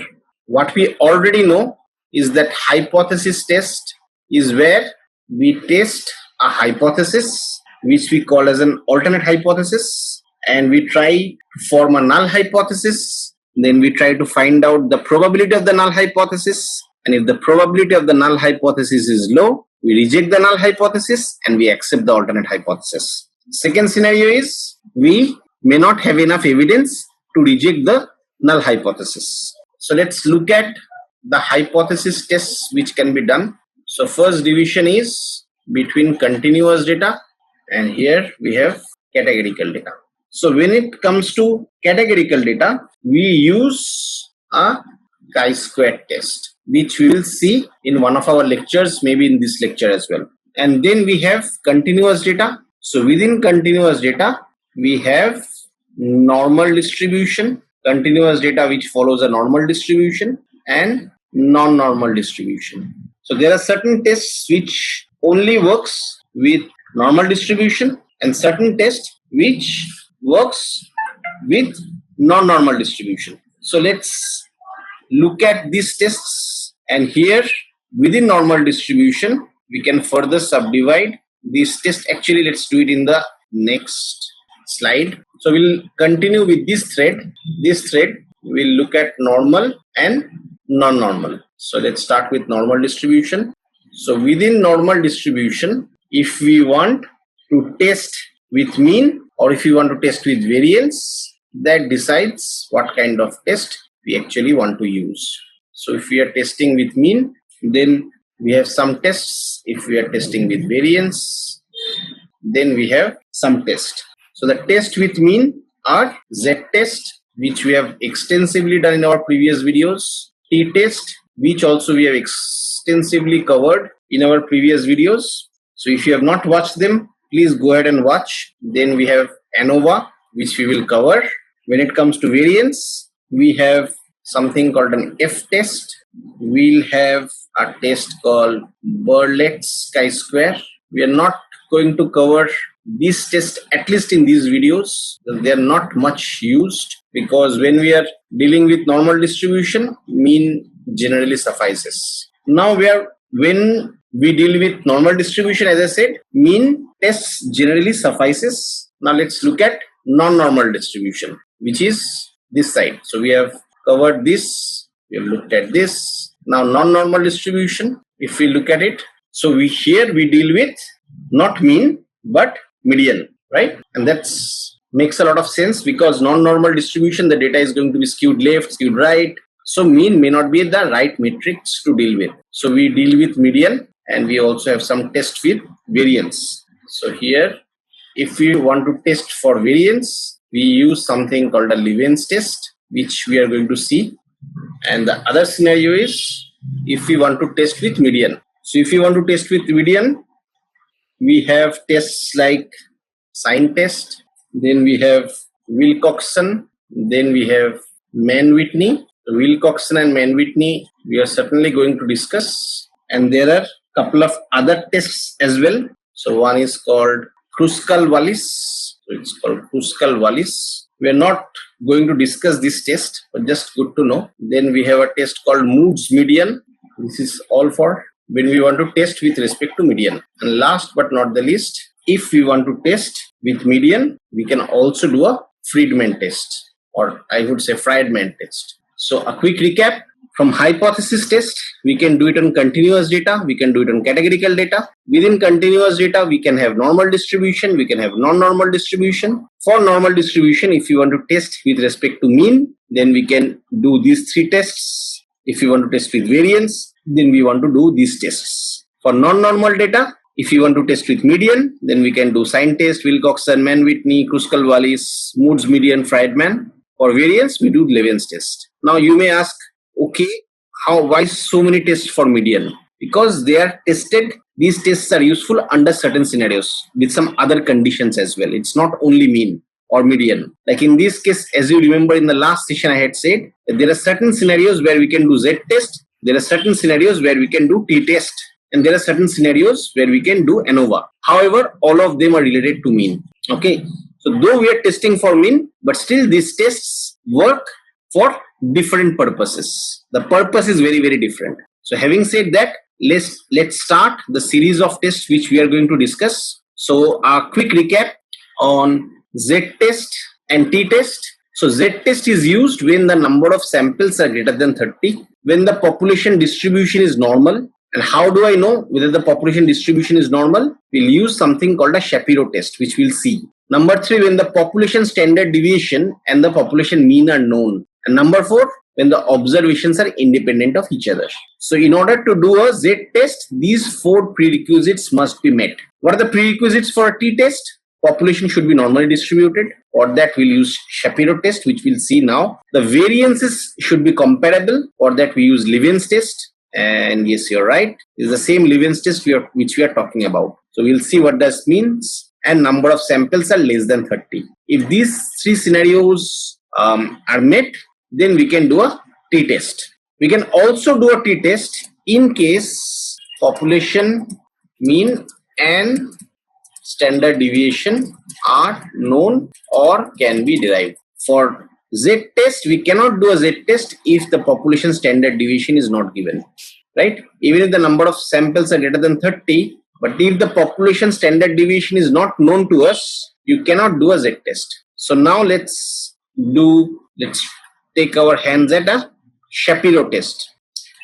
So we are going to remove everything and we are going to do it from scratch. So let's start. So now we have Shapiro test. So here what we want to do is we want to find out whether the weight of apples in grams, what we are seeing, do they follow a normal distribution or not. As we have seen, normal distribution is a must have prerequisite for both Z test and T test. So now we are going to check how to determine if a particular distribution is normal or not normal.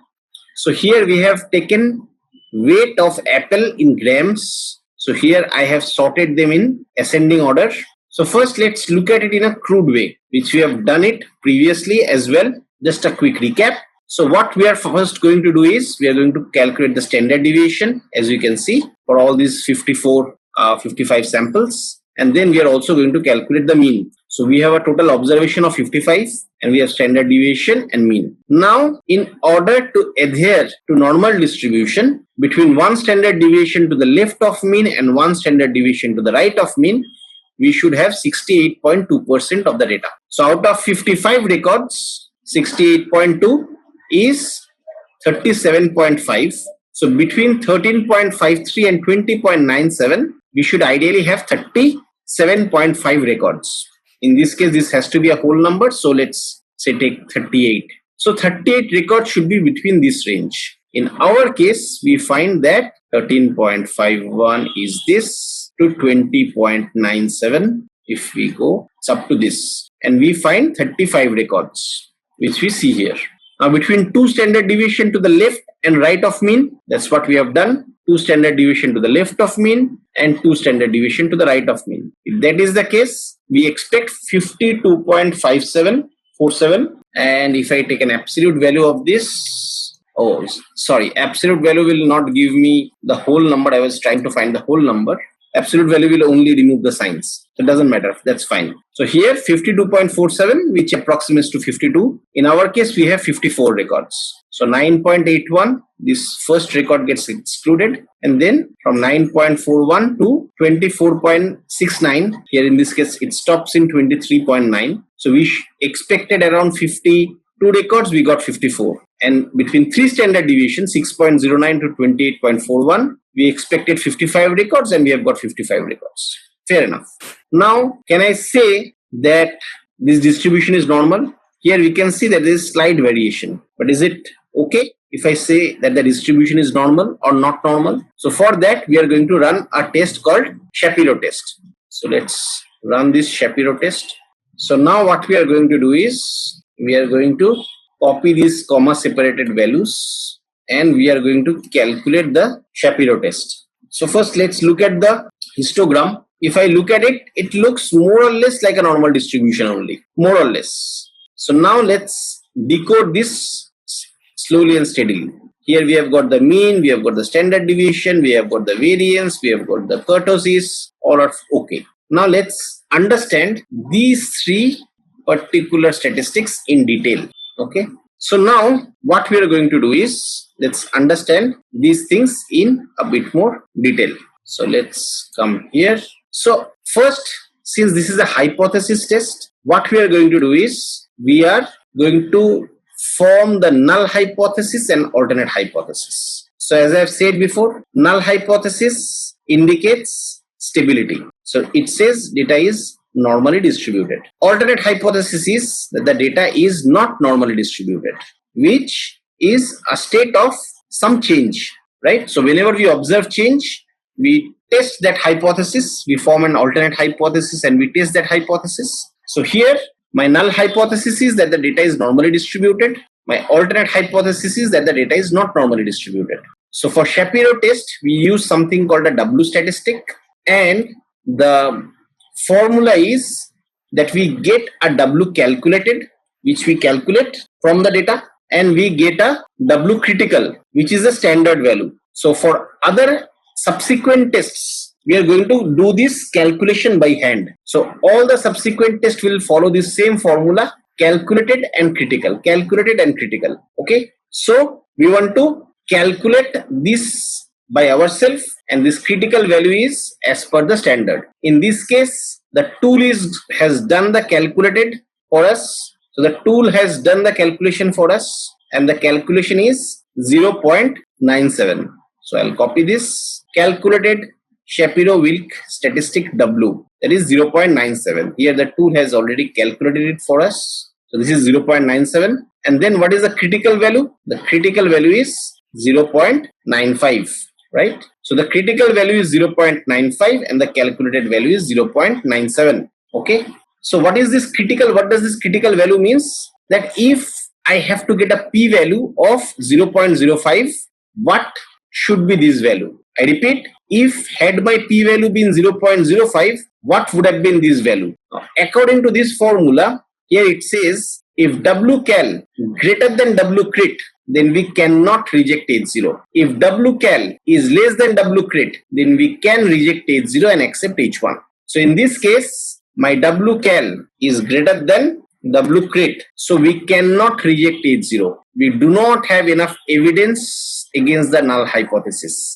If we want to be 95% sure for our alternate hypothesis, we cannot do that, because the chances of the null hypothesis being true here is more than 5% for sure, because the p-value should have been the critical value for p-value is equal to 0.05 is 0.95.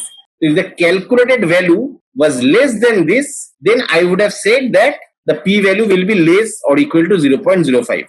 If the calculated value was 0.95, I would have said that the chances of the null hypothesis being true is 5% and this is 95%. This is my critical value for my p-value to be 5%. But in this case, it is certainly more. Ideally, it should have been less. But if that is not the case, then we do not have enough evidence to reject the H0. What is my H0?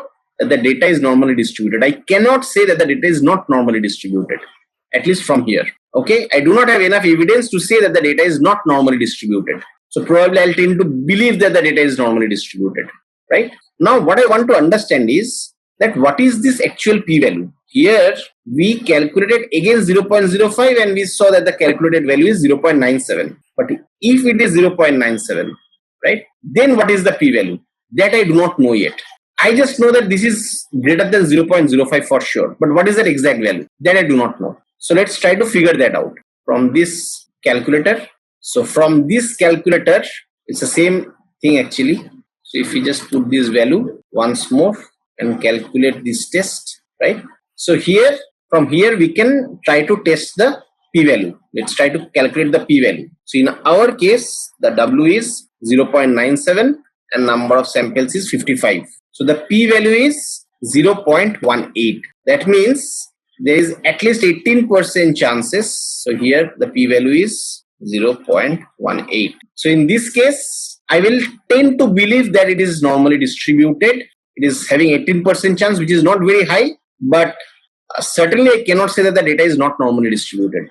That is for sure. I have enough evidence against this fact. This is 82%, right? But I have to be at least 95% sure. And I am 82%, which is way less than 95%, right? So there's a fair enough chance that the data is normally distributed. And we also saw that. We saw that it's not perfectly normal, but like there's a fair enough chance, right? So there's an 18% chance of this data being normally distributed, and there's 82% chance that this data is not normally distributed. But in order to pass as a judgment that the data is not normally distributed, this is definitely we cannot say that for sure.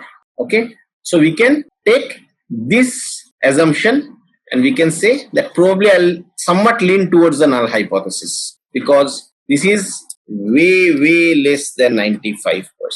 Okay, very less, right? So this certainly cannot be true. That is for sure. So that's how we test normality of a distribution. This is something which we have done before. Just a recap: if the distribution is not normal, you can use log transformation, feature scaling, Box-Cox transformation to turn a non-normal distribution into a normal distribution. Though it does not work always. Feature scaling does not work always. In fact, in most of the scenarios, it will not work. So mainly we use Box-Cox transformation to turn a non-normal distribution into a normal distribution. Feature scaling is something which we will take a look at it later, but this is a footnote which we need to understand. Okay, now we'll go to the next test called the Levin's test. So it's a test of equal for equal variance. So between two distribution, if I want to check if the variance is comparable or not, that's where we use the Levin's test. So here we have two groups, right? So group 1 and group 2. Now what we want to find, the variance which group 1 has. Does group 2 have got the same level of variance? Like for example, suppose in country A, okay, I calculate the variance between the people for education. Suppose for education, or actually not education, let's do income, right?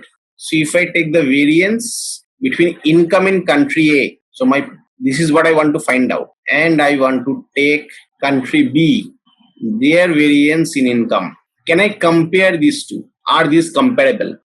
Which means, suppose for country A, rich is say at 10, suppose an index 10, and poor is at an index 2, which means my gap is 8. In country B, suppose rich is at 15 and poor is at say 6, which means that the gap is 9. And I can say these 9 and these 8, they are like very close. The variances are comparable. The variation within country A and the variation within country B are comparable. That's where we use Levin's test. So let's look at this test. Here in group 1, we have got 9 samples. In group 2, we have got 8 samples. But that's perfectly fine. It doesn't need to be the same. I just want to understand the variance. That the variation which group 1 has and the variation which group 2 has, are they comparable? So step 1, I'm going to calculate their mean. I'm going to calculate their average. So as you can see, this is the average for group 1 and this is the average for group 2. So now what we are going to do is we are going to calculate the variance. So how to calculate the variance? So group 1, so each individual observation of group 1 minus the group 1 mean, and we'll square it up. So for this case, I take this minus this and then I square it up. Then I take this minus this and I square it up. So these are the numbers which we have got for the first one, for the second one, and so on. So as you can see here from the formula, this minus this and square it up. This minus this and square it up. This minus this and square it up. Right? For each observation, I am subtracting the mean, I am squaring it up. Now I do it for all the records for group 1, and I similarly do all the records for group 2. So for group 1, I am done. For group 2, I am done. Very good. Now what we'll calculate is the degrees of freedom for group 1 and group 2. So we have calculated that. This is n minus 1, and here this is also n minus 1. So we have calculated the degrees of freedom of group 1 and group 2. Now we are going to calculate the variance. So the variance is this sum divided by the degrees of freedom. Here we are working with some samples, so we take degrees of freedom. And in fact, in Levin's test, you have to use degrees of freedom. And here we calculate variance, this sum, where we have calculated the sum by taking the difference between two data points, the individual data point and the mean, then squaring them up, then adding them up, and that gives me the variance when I divide it by the degrees of freedom. Now what we are going to do is, we are going to divide the bigger variance by the smaller variance. And if I do that, so this is 17.94 divided by 17.07, and this is 1.05. Just by the intuitive look of things, we think that they are related. They looks to be related, right? The variances looks to be equal, because the closer the F statistics is to 1, the better it is, right? The closer the F statistics is to 1, the better it is. That means the two groups are comparable. Now we are going to look at the F table. So we'll open the F table. So here is our F table. And now, as I had told you, that we have to look at to the degrees of freedom of the numerator and the denominator, right? That's why we were calculating it, because that's required. So in this case, degrees of freedom is of the numerator, which is the bigger variance, which is this one, which is this one, is 8, and the smaller one is 7. So numerator is 8 because the bigger variance is the numerator, and in this case the bigger variance is this one, group 1. So it's 8 and group 2 is 7. So 8, 7. So this is 8 and this is 7. So 8 will be this one and this is 7. And if I go right up, I will see 8 is the second right. Yes, second from the right.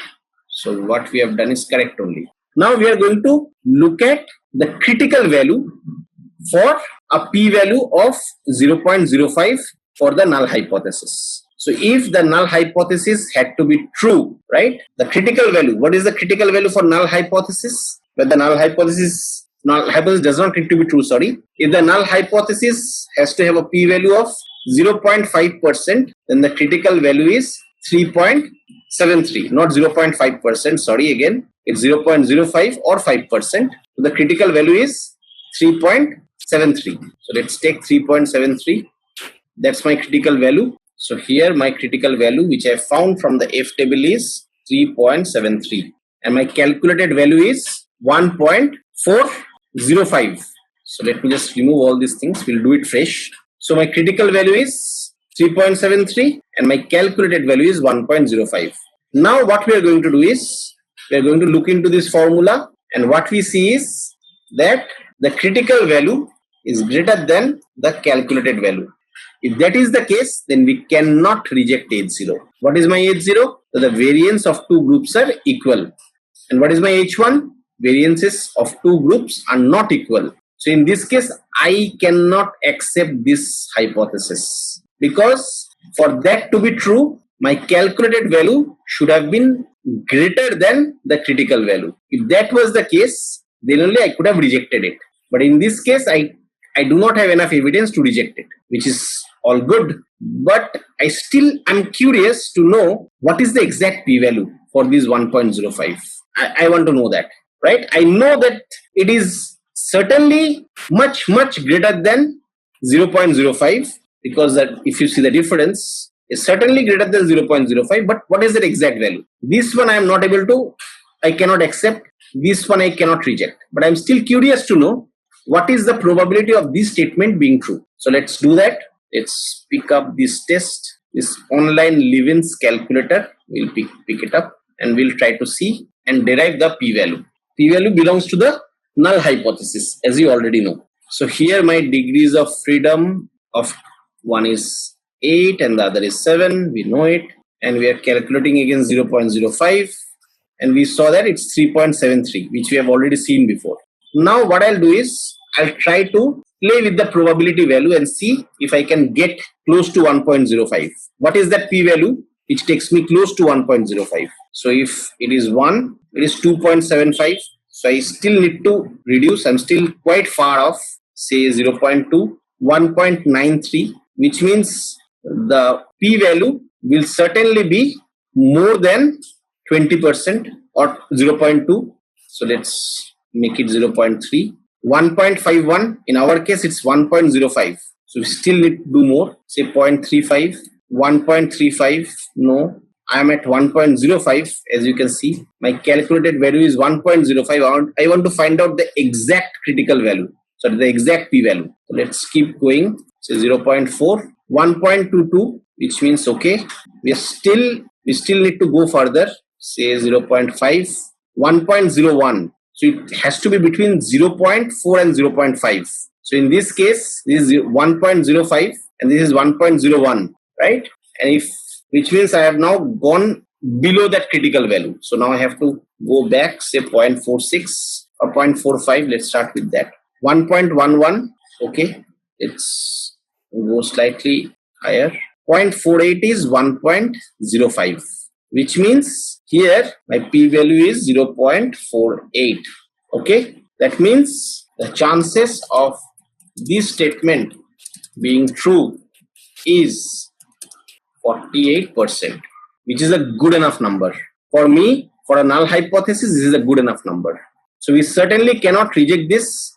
The chances of this statement being true is 52%, right? So the chances of the null hypothesis being true is 48%, which is a good enough chance because it's as simple as, tossing a coin. When we toss a coin, the chances of a head is 50% and the chances of tail is 50%.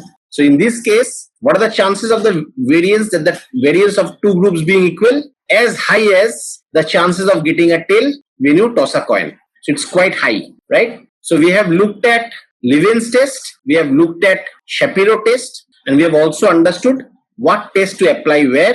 We have looked at the conditions, the prerequisites of Z test and T test. Now we will look at some other non-parametric tests, which are Wilcoxon test and Mann-Whitney test. So we'll now look at Wilcoxon and Mann-Whitney test. If you come here, it's a non-normal test. We test it when the distribution is non-normal and we want to test for medians. So we are going to look at these two tests now, Wilcoxon and Mann-Whitney. Okay, so let's start on Mann-Whitney and Wilcoxon test. So as I have mentioned before, these tests are non-parametric in nature and mainly they are using median as the evaluation parameter. So what is a non-parametric test? So a non-parametric test is a test where the test can be applied to any kind of distribution. So far we have looked at Z test and T test, which can only be applied for normal distribution. So let's look at Mann-Whitney and Wilcoxon test and the difference between those tests. So we have completed up to Levin.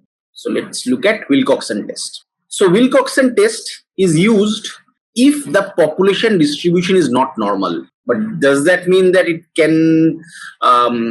can't be used when the population distribution is normal? It can be used. But generally, when the population distribution is normal, we use Z test or T test. It is called a non-parametric test, which means that it does not depend on the underlying distribution, whether it's normal or not normal. So when it's normal, we use Z test or T test. When it's not normal, we use Wilcoxon and Mann-Whitney. But having said that, Wilcoxon or Mann-Whitney tests are generally used if the distribution is not normal. Third assumption is that the observations have to be ordinal, which means the observations which we are going to use as part of our experiment that have to maintain some order. Fourthly, and most important, that Wilcoxon tests are done on the same group before and after an event. So, for example, I want to build a drug, and I want to apply the drug on a human being before, or rather, what I want is, I want to measure the impact of drug on the height of a individual. So I will measure take their measurements of few individuals before applying the drug and after applying the drug. However, that does not work with Wilcoxon. Wilcoxon is always on the same group. So generally, a same person undergoing multiple experiments, right? Like, for example, let me give you an example. Say here, we are looking at the performance of students before joining a tutorial and after joining a tutorial. So we have recorded the marks of the students across 13 subjects. As I said, it has to be on the same group. A common mistake what I see is people apply this test on different groups. That cannot work with Wilcoxon. For that, we have a different test. So here, it's on the same group, but before and after a certain event. So here, who is the group? Group is my student 1. He is the focal point in this case. So we want to measure his metrics before and after an event. What is the event here? During the tutorial. So, and after joining the tutorial. So before joining the tutorial and after joining the tutorial, we have recorded the marks. Now what we want to find out? What we want to find out is, has there been any significant difference in the score of student 1 after joining the tutorial, right? Can we observe any difference which we can call as statistically significant? So here are the scores before joining the tutorial and after joining the tutorial. So on a naked eye, what we can see is mostly the scores have increased. But is it statistically significant enough for me to say that yes, probably the tutorial is having an impact? So let's find out. So it's a very simple test actually. The calculation is not very complex. So first step, what we are going to do is, we are going to calculate the difference for each line item. In this case, these subjects. So here, for each line item, we calculate the difference. So as you can see, we have calculated the difference before and after. So after minus before is what we have done. And we have seen that in these three cases rather, it's negative. Rest are all positive. So in these cases, we have seen that the marks of the student has increased. In these subjects, the marks of the students has decreased. So the next step, what we are going to do is, we are going to calculate the absolute difference. So here, as you can see, we have a sign, but now we are getting rid of the sign. We are taking the absolute difference. So this is the absolute difference. So in the next step, so here, as you can see, this is the difference and this is the absolute difference. Now what we are going to do is, we are going to create a rank. So as you can see, the lowest one is 0.1 as far as absolute difference is concerned. So we have given it a rank 1. Then 1 is a difference where we have given it a rank 2. 1.2 is rank 3. Difference of 2 is rank 4. 2.2 is rank 5. 3.1 is rank 6. 5.3 is rank 7, and so on. Now, in the next step, what we are going to do is, we are going to identify where the difference was negative, and we are going to add their rank. So as you can see here, we have added the rank where the difference was negative. And we also add the rank where the difference is positive. So from here, it's positive. As you can see that the sum is 75. And here, this is 75 and this is 16. 16 is the 3 negative ones. Now what we are going to do is, we are going to take a minimum value of these two. So the minimum value, as you can see, it's 16. So we are going to take that and we are going to call it as W calculated. So here is my formula. So I have put W calculated as 16. Now, so let's remove this, because let's keep that as a suspense. Let's also remove this. Okay. So now we are going to find the critical value. So let's look at a critical value from the Wilcoxon sign rank test. So here, what are my number of observations? It's 13. So am I doing a one-tailed or a two-tailed test? So let's start with a two-tailed test. So if it's a two-tailed test, then the critical value for alpha is equal to 0.5 is 17. So for alpha is equal to, so critical value is 17 for two-tailed test. So we just want to know whether there's a difference or not, right? So now we are going to follow this formula. What does this formula says? if W calculated is greater than W critical, in that case we cannot reject H0, which means there is not enough evidence to reject, or there is not enough evidence against the null hypothesis. However, if W calculated is less than W critical or equal to, then we can reject H0 and accept H1. So in our case, this is true. So W calculated is 16 and W critical is 17. So we can reject H0 and accept H1. Now what is H0 and H1 here? H0, as you can see, it's a state of equilibrium. So which in this case is that median 1 is equal to median 2. What is H1? Median 1 is not equal to median 2. That means the performance of the student has changed after joining the tutorial. So here we are doing a two-tailed test to start with, right? So what we'll also do is that we will look at an online calculator and see how that behaves for Wilcoxon. So this is a test. It's a two-tailed test. We are starting with a two-tailed test, and the significance level we have kept at 0.05. So we have kept the values before and after, and let's calculate. Let's see what do we find. So what we find is that the p-value is equal to 0.039, which means only 3.98% chances are there that the null hypothesis is true. So the chances of this incident to be true is 3.98%. That is less than 5%. So which means we can reject this hypothesis and we can accept this hypothesis. Now let's make some changes. So what we'll do is, say, let's make some changes to the score. Say I make it as, say, 14. Say this one is 12. I'm just trying to bring the scores closer, or say 12.5 rather. Say this is 18. So I have made some changes to the score. Does it make any difference in this case? So let's also make this as 8.5. Okay. So we have made some changes to the score. Let's do a couple more. Okay. So now we have made certain changes to the score. So let's see the impact of that. So I'll copy this entire thing from here and I'll paste it here. Now let's mark all the yellow ones where I have a negative difference.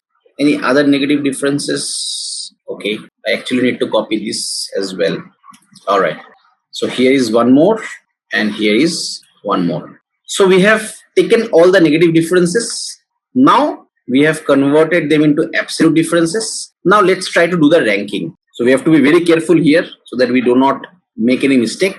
So this is 1, this is 2, this is 3, this is 4, this will be 5, 6, this should be 7, 8, 9, 10, no, this should be 9, 10, 11, no, I'm again making mistakes. So let's do it.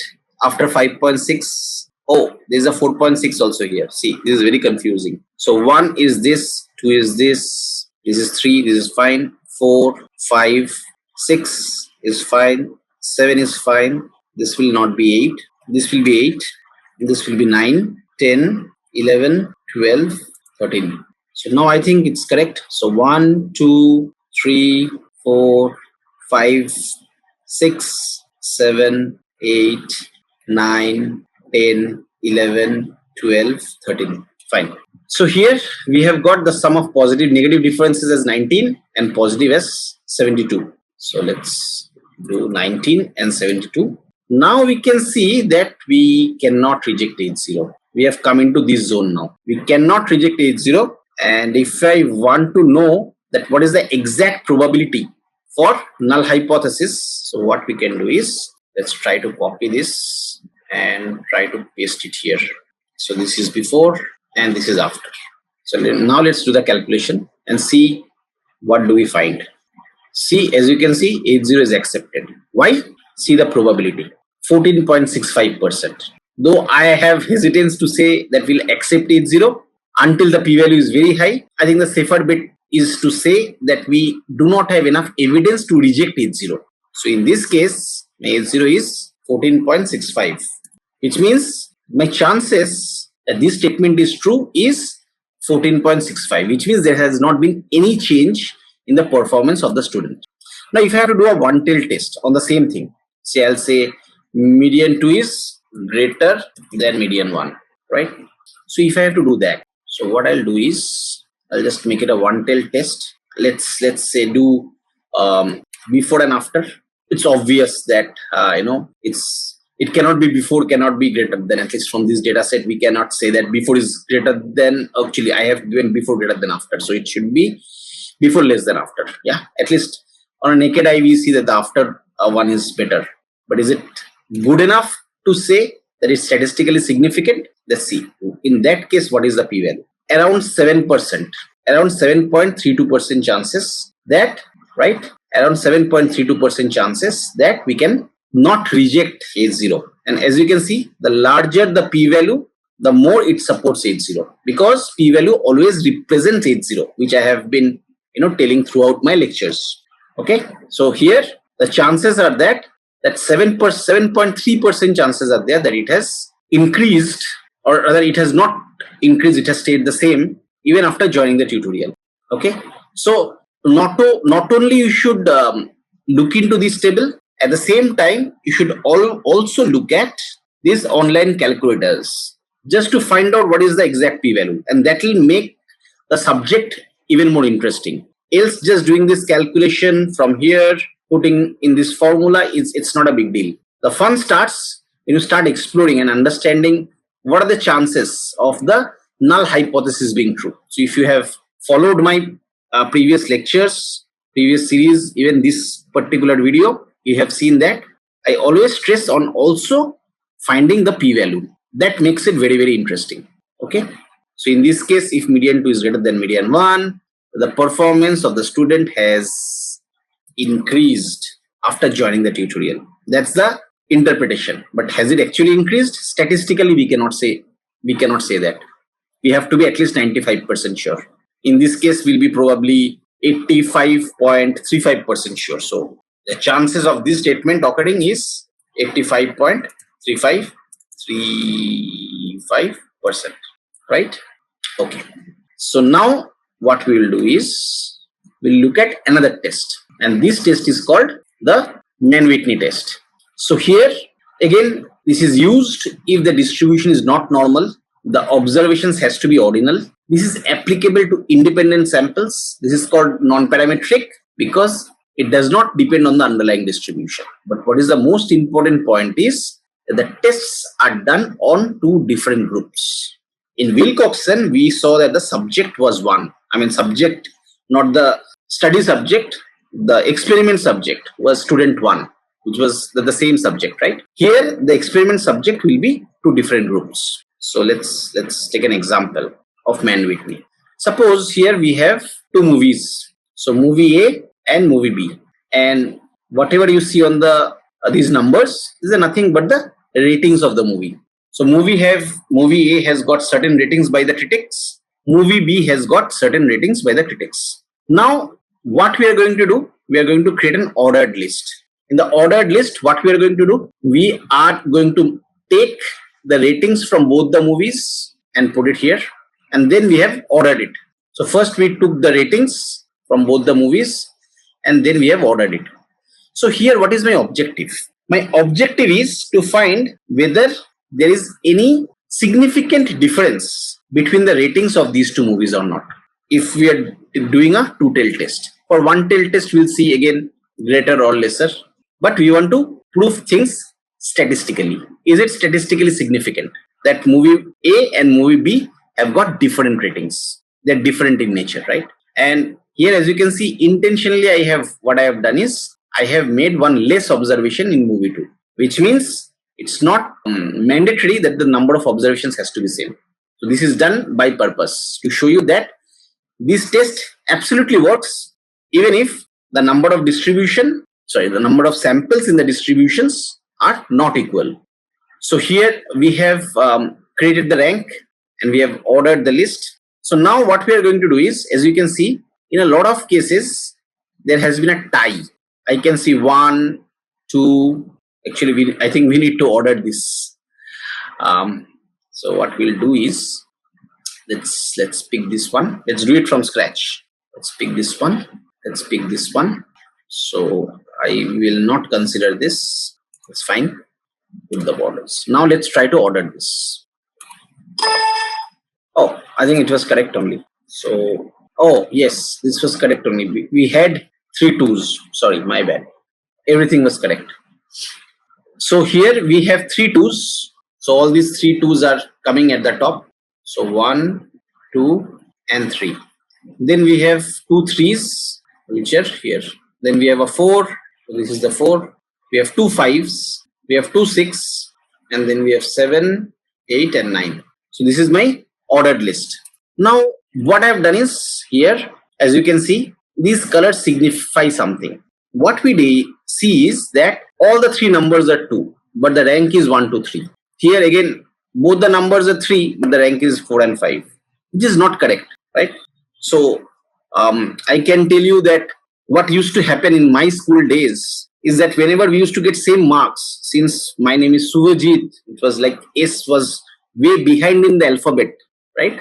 So any guys who are having names starting with A or B or C, right, D, in spite of having the same marks, my roll number was used to be behind. And when we used to study, the roll numbers, at least in my school, the roll number was based on the marks you get on the previous class. So a lot of times, in spite of scoring the same marks, just my name started with a different alphabet, an alphabet which comes later in the series. So my roll number was a bit behind in spite of getting the same marks. So here the same thing has happened, and this is not correct. This is not fair. So what we have done here is, as you can see, this is my initial rank, which is same as this. Then what we have done is we have created an updated rank. And how we have created this updated rank? So we have taken the average of these 3 ranks. So average of 1, 2, and 3 is 2, which we have put here. Average of 4 and 5 is 4.5, put here. Average of 7 and 8, here we are a tie here, so that is 7.5. Average of 9 and 10 is 9.5. So now we have made sure that there is no injustice. So we have created an updated rank. So now let's see what we can do with this updated rank. It's very simple. Now we go back to the original distribution and we plug these updated ranks. We plug these updated ranks against the movie ratings. Once that is done, we take a sum of these ranks. Sum of rank for movie A, sum of rank for movie B. Then we do something which we called as calculating mu statistic. So if you see, mu statistic is the rank sum minus n into n plus 1 divided by 2. What is n? The number of observations. So we'll do it for both the groups. So as you can see here, this is rank sum. Rank sum is B9 minus n, which is this count, into n plus 1 divided by 2. And here we have done the same thing. D9, which is the rank sum, minus n into n plus 1 by 2. And then we take the minimum of these two values, which is 5.5. So as you can see here, I have put this in the formula as well. So everything gets automatically calculated. So now let's come back to the calculation. So here we have got 5.5 as mu calculated. Now let's look at mu critical. So here is the Mann-Whitney table. So we'll get the critical values for here for our two-tailed tests. So now what we'll do is, let's try to figure out this N1 and N2. And as you can see, there it can be different. So here in this case, my N1 is 7 because I have 7 observations. Here my N2 is 6 because I have 6 observations. So my N1 is 7 and N2 is 6, which means 7 and 6 intersects at these two rows. So the critical value at 0.5 confidence interval, or alpha, not the confidence interval directly, I'll check alpha at 0.05 is 6. So now let's take that and see. So the critical value is 6. And as you can see here, if mu calculated is less or equal to mu critical, then we can reject H0 and accept H1. And if mu calculated is greater than mu critical, then we cannot reject H0 because we do not have enough evidence to reject, or we do not have enough evidence against the null hypothesis.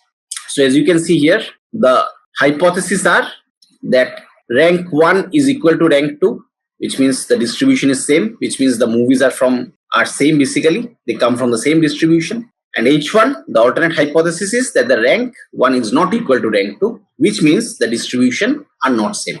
So in this case, we have found that we can reject this theory and accept this theory. So if I want to know the exact p-value, which I always recommend you to do, because that makes the subject interesting. So here we have values from both the groups. We are looking at a two-tailed test at a significance level of 0.05. Everything is fine. Let's calculate. So what do we find? 3.05% chances of the null hypothesis being true. Okay.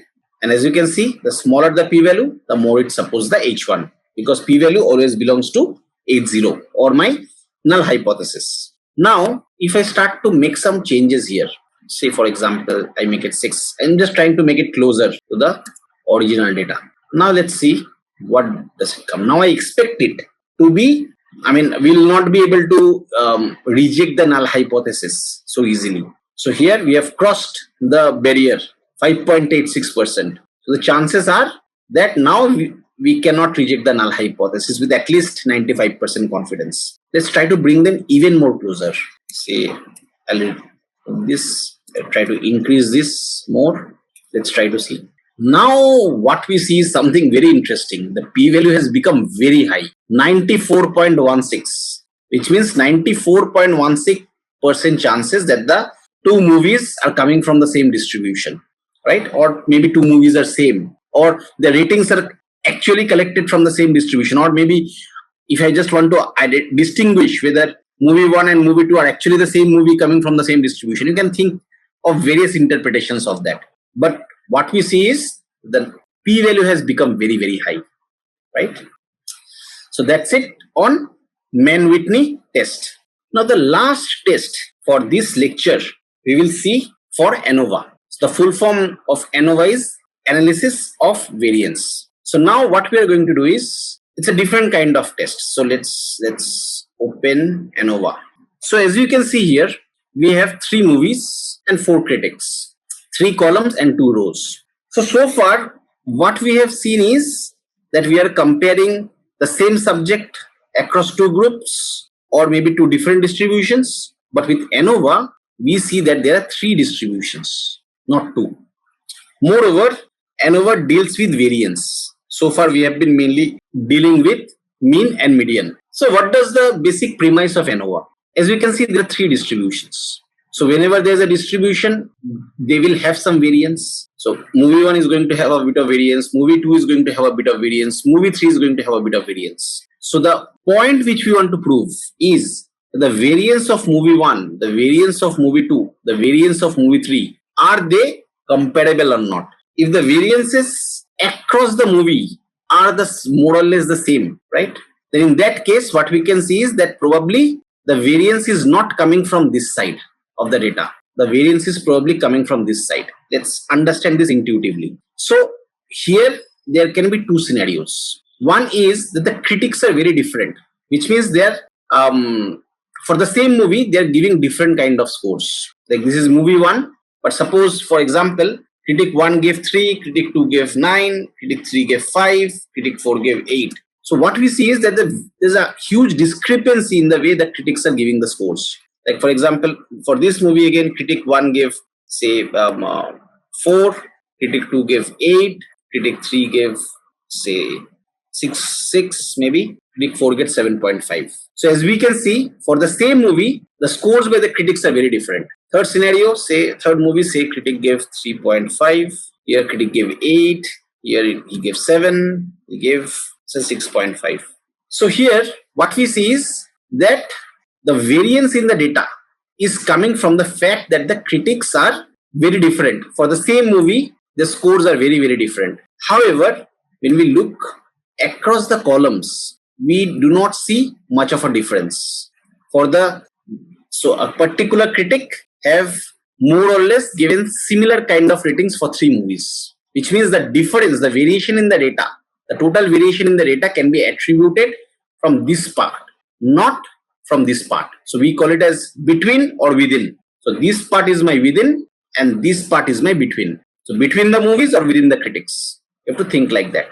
Within is the row, the variance in the row, between is the variance within the column. So in this case, let's do the calculation. So how to So we have to calculate three things: sum of squares within, which is within the rows, sum of squares total, the total variance, and sum of squares between, that means between the columns. So how to calculate sum of squares within? So this is the sum of group mean minus each element square. So here this is the group mean for movie 1, group mean for movie 2, group mean for movie 3. So now what I'm going to do, I'm going to take each individual observation and then subtract it from the group mean, square it up, and then keep on adding them. So as you can see here, for each group, for this group, we are taking this value, subtracting it from this, squaring it up, then adding. Then we'll again do it for this, with this, with this, with this, with this. We'll keep on subtracting, squaring, and then adding all of them together. And that will give me sum of squares within, across the rows. Then sum of squares total is sum of grand mean minus each element square. What is grand mean? Grand mean is nothing but mean of all group means. So if I take all these three group means, I get a grand mean. Now from grand mean, I am going to take each observation, subtract it, square it, and then keep on adding it. So I'm going to have 12 additions. 12, subtract, square, and add. So as you can see here, we have 12 expressions. So that will give me sum of squares total. Now what is sum of squares between? Sum of squares total minus sum of squares within. And as you can see, sum of squares between is very, very low, which is expected because there is hardly any variance between them. But sum of squares within is very, very high. In fact, out of the total variance, it's all coming from within part, not the between part. So here, as we can see, between is very, very low. So now how to calculate ANOVA? So here we have to calculate something called an F statistics. So we have calculated SSB, sum of squares between. We have calculated SSW, sum of squares within. And as we can see, the formula is right here. So let me just squeeze it slightly so that you can see the formula while we do the calculation. I'll bring it here. Maybe here. Yeah. So this should be fine. Right. So N is number of groups. How many groups are there? There is the number of columns is 3. N is number of elements within each group. How many rows? 4. M-1 and N-1, because as you can see in the formula, we need M-1 and N-1. So that is 2 and 3. Now we have to calculate the numerator and the denominator, and then we'll get the F statistic. So the numerator is 0.02. How is it calculated? Sum of squares between divided by M-1. So sum of squares between divided by M-1. Then F stat denominator, sum of squares within divided by M into N-1. So as you can see, M into N-1. So that gives me denominator. If statistic is numerator by denominator, which we get as 0.004.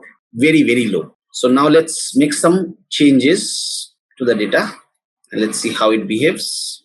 So now let's try to create kind of a balance in the data. So let's try to create some difference between the movies. Here, so without doing any calculation, we can clearly say that there is no statistical difference, or there is the difference between the columns is absolutely not statistically significant. The value is very, very low, and the contribution is coming all from within, not from between. Now let's try to create some gaps within. So suppose movie 1 or critic 1. So he has given 5 here, maybe say 2.5 here, and say 8 here. Critic 2, say for the same movie, say 6. 7.5, or rather say 3 and say 7. Critic say 9, 6 is fine, or rather let me say this is 7, this is 4. So I'm just trying to create differences between the movies. So this is 7.5, and then last but not the least, so this is 6, this is 5.5, and this is say 9. Now we can see that the sum of squares between is high. Fair enough. But is it high enough for me to say that sum of squares between is there? So let's find it out. So this F stat which we have calculated is 16.27. So let's come here and plug it. So calculated is 16.27. Now we have to find the critical value. So we can find it from the F table. So degrees of freedom in the numerator and degrees of freedom in the denominator. So in the numerator, my degrees of freedom is 2, denominator is 3. So 2 and 3, which means this is 2, this is 3, and this is where I need to pinpoint. Now with 0.5 as the p-value, this is my critical value, 9.55. So let's just plug it in. So this is 9.55 at 95% confidence. Now let's see what is my H0 and H1. H0 is state of equilibrium. Mean 1 is equal to mean 2 is equal to mean 3, which means the variance between the groups is not more, but the groups are like very similar in nature. And the difference is coming from within the rows. And H1 is mean is not equal to mean 2 and not equal to mean 3, which means the variance of the between the groups is more, or the groups are not similar. And this can be ANOVA works when we have 3 or more groups to compare. It's not only 3, it can be even more. So now let's just plug the values. So this is 16.27 and the critical value is 9.55. We can reject H0 and accept H1. So what is my H0? This is my H0, which can be rejected, and this is my H1, which can be accepted. So variance between the groups is more. We accept this theory and reject this theory. Okay, so that is it from ANOVA. So we have learned a lot of tests, and with this we are going to complete the set of hypothesis test. Now we are in the next series, we are going to look at correlation, covariance, and chi-square, which tests the relationship between categorical and continuous variables. If you have liked our videos, the prior videos, as well as if you like this current video, please like, share, subscribe, spread the word.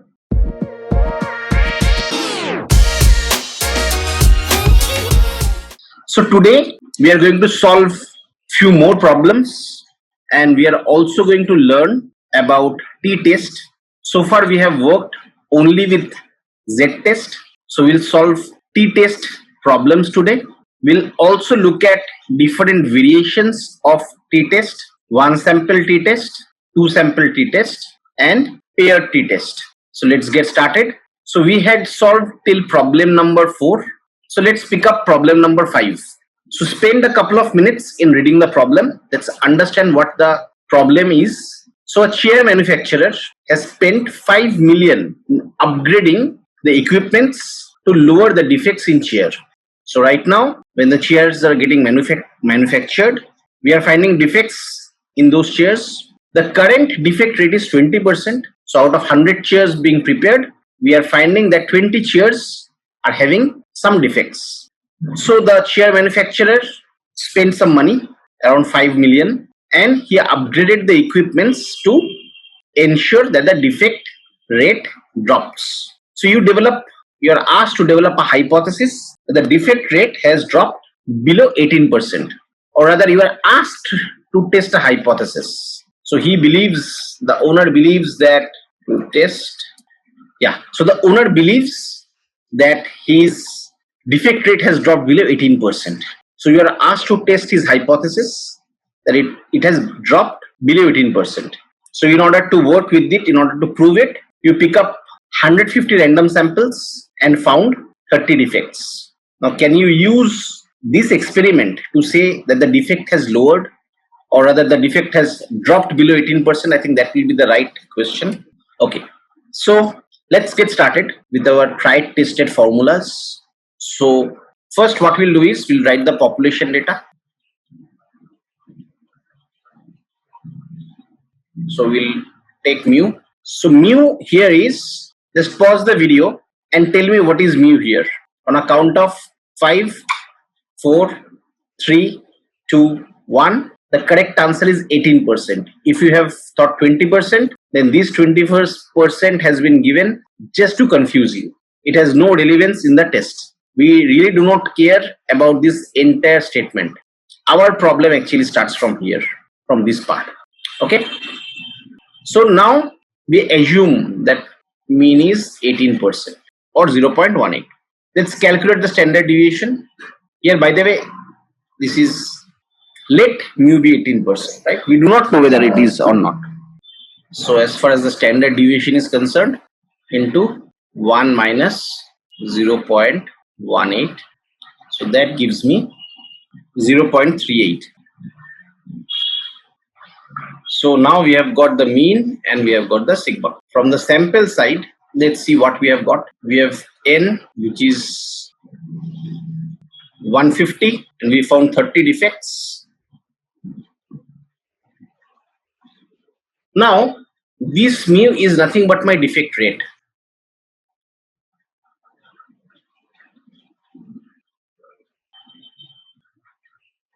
So x, or the value against which I am going to test, this should also be a defect rate. So how do I calculate the defect rate? I pick up 30 defects. We got 30 defects in 150 random samples. Okay, so 30 defects out of 150 random samples. We'll just come here in a moment. Now let's construct the null and the alternate hypothesis. So the alternate hypothesis is,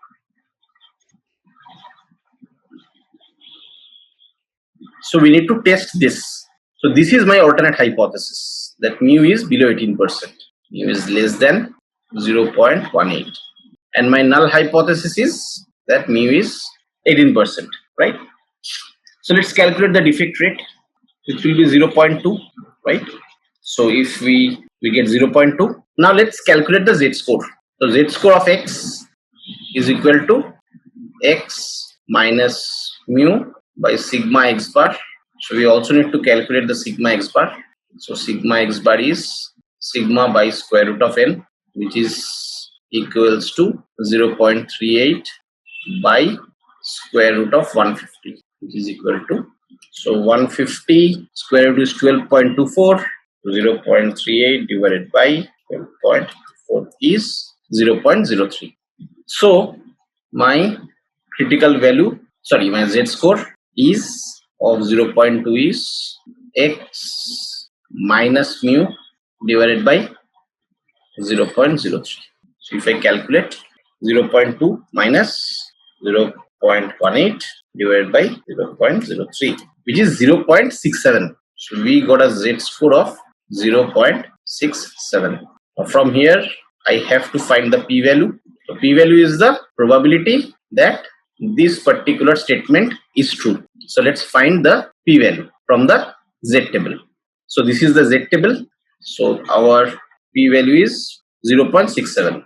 0.67 is here. Okay, so 0.67 is 7.7486. Okay, so if this is my distribution, this is 0.18, this is 0.2, so my rejection region is here.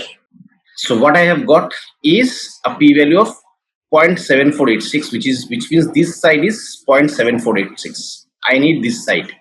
So this side is 1 minus 0.7486, which is 1425, or in another term, so this is 0.2514, which means the probability of this statement being true is around 25.14%.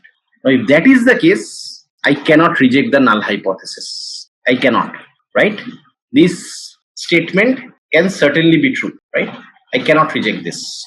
So if I look at carefully into this problem, why I got such a big p-value? It must have struck you that this time the p-value is really high. Ideally we want this p-value to be how much? To be less than 0.05. Then only I can reject the null hypothesis. But this time it's very high. How come this happened? And under what scenario this can happen? So if you carefully observe, when we had formed the null and the alternate hypothesis, here when we had done the experiment, we had found that the defect rate is 20%. However, when we formed the alternate hypothesis, we said that this is less than 18%. So that itself shows that my formulation of the hypothesis is not correct. Here I saw that it's 20%, but my hypothesis says that it's less than 18%. So these two are in stark contrast of each other. And it was expected that something like this can happen. The p-value got very, very high. So which means whenever you're constructing the null and the alternate hypothesis, you should first observe what you are trying to formulate, and you should observe the experiment properly, right? So let's get back to the previous problems once. Like in this problem, my observation is that 68% now is using tablet out of 200 random households. and previously it was 60%. So it's evident that it has increased. And if I put a alternate hypothesis that mu is greater than 60%, I'll be fine, right? But in this case, I clearly see that this is 0.2. But I found a hypothesis that it is less than 0.18, which is difficult to be true in any case. So in this case, my outcome is that I do not have enough evidence to reject the null hypothesis, or I do not have enough evidence against the null hypothesis. You can use any one of these statements because the chances of the null hypothesis being true in this case is 25.14%.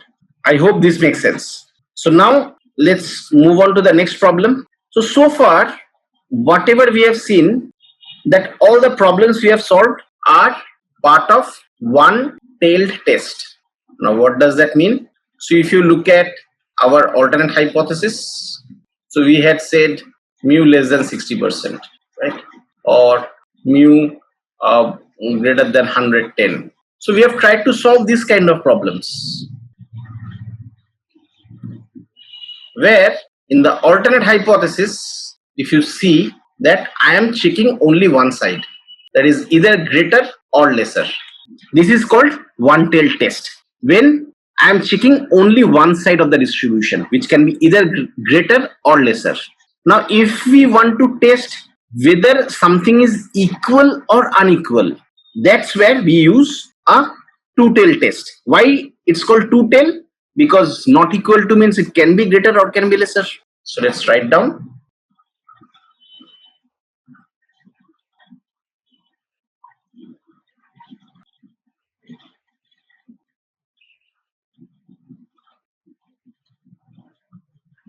So if you see, it is not equal to, which means it can be greater or lesser both. It can be greater than 60 or it can be lesser than 60. Unequal means that. So here it is testing both the sides. So that's why it's called two-tailed tests. Are things going to change fundamentally?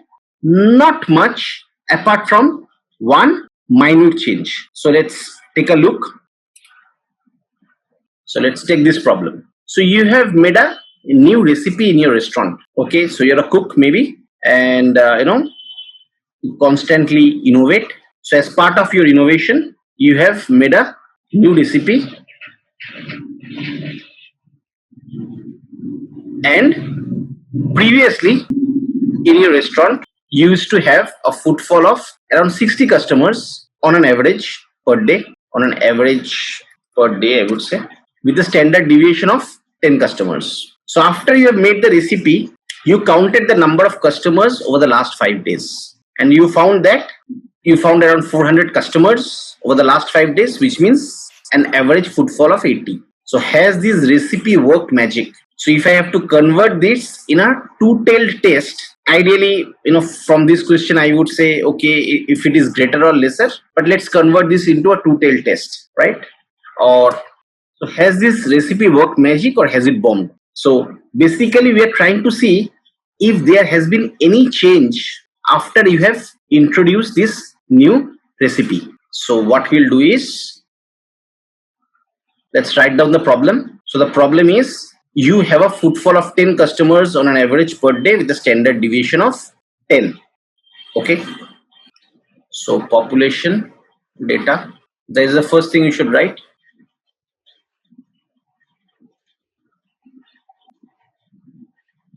Mu is equal to 60 and standard deviation is equal to 10. That is my population data before we introduce the recipe. Now, from the sample perspective, you have X and you have N. So X is 80. Last 5 days, number of customers is 80. And N is 5. So let's write down the alternate and the null hypothesis. Let's go to the problem. So the hypothesis which we are testing is whether it has changed from 60 customers or not. So not equal to 60. Always remember, alternate hypothesis has to always deal with a change. So whenever you notice some changes, then only you want to do this hypothesis testing. And whenever you have noticed a change but you just want to confirm that statistically, that's where you end up doing hypothesis testing. So alternate hypothesis is what your belief which represents a change, and null hypothesis is something which represents a kind of a equilibrium. That means nothing has changed. So let's do the calculation. So first we'll calculate sigma x bar, which is sigma divided by square root of n. So sigma is 10 by square root of n, which is 5. So 2.23. 10 divided by 2.23 is 4.48. This is my standard deviation. So z of x is 80 minus 60 divided by 4.48. So 20 divided by 4.48 is 4.46. It's too high. I don't even need to look at anything. I don't even need to look at the p-value. A z-score of anything, if it crosses 1.6, 1.7, it's like too high. So I can confidently, and in this case what will happen is that the p-value will be too low. So if the p-value is too low, the chances of this statement occurring is going to be very, very low, which means I can reject this and I can accept the alternate hypothesis. Now let's try to make some changes to this and see how it works intuitively. Now if you think this is 80 and here like it's 60 was the previous footfall with a standard deviation of 10, and here we found 80. So what we can clearly say is that it's very obvious that something has really changed. The number, if you see the number intuitively also, it looks to be changed. Now let's take an exercise. What we'll try to do is, let's try to see how we can increase the p-value here. Which means if I have to increase the p-value, I have to decrease this z-score, right? If I have to decrease the z-score, what are the ways in which I can decrease? One way is I can increase this. If standard deviation goes high, then automatically z-score will decrease. So let's come here. If I have to increase the standard deviation, what I can do is I have to decrease this n. If I decrease this, then standard deviation will go high. That's one way. Another way is if I increase this standard deviation, then also sigma x bar will be higher. So for example, let's say make it 20. If this is the case, then what will happen? So 20 divided by 2.23, which is square root of 5, is 8.96. Will it make a difference? So 20 divided by 8.96, it will still be, if this part is 8.96, so 20 divided by 8.96 will be 2 point something. No, still high. So still I am not convinced. So let me make it even higher. Say 30. Let's see now. Does that make a difference now? So 30 divided by square root of 5. Let's try this one. 13.45. Yeah, now I think we should get something meaningful. So this part will be 13.45, which means, so 20 divided by 13.45, that is 1.48. So if that is the case, let's see. So z-score is 1.48. Okay. So now the p-value does not, I don't think it will be too low.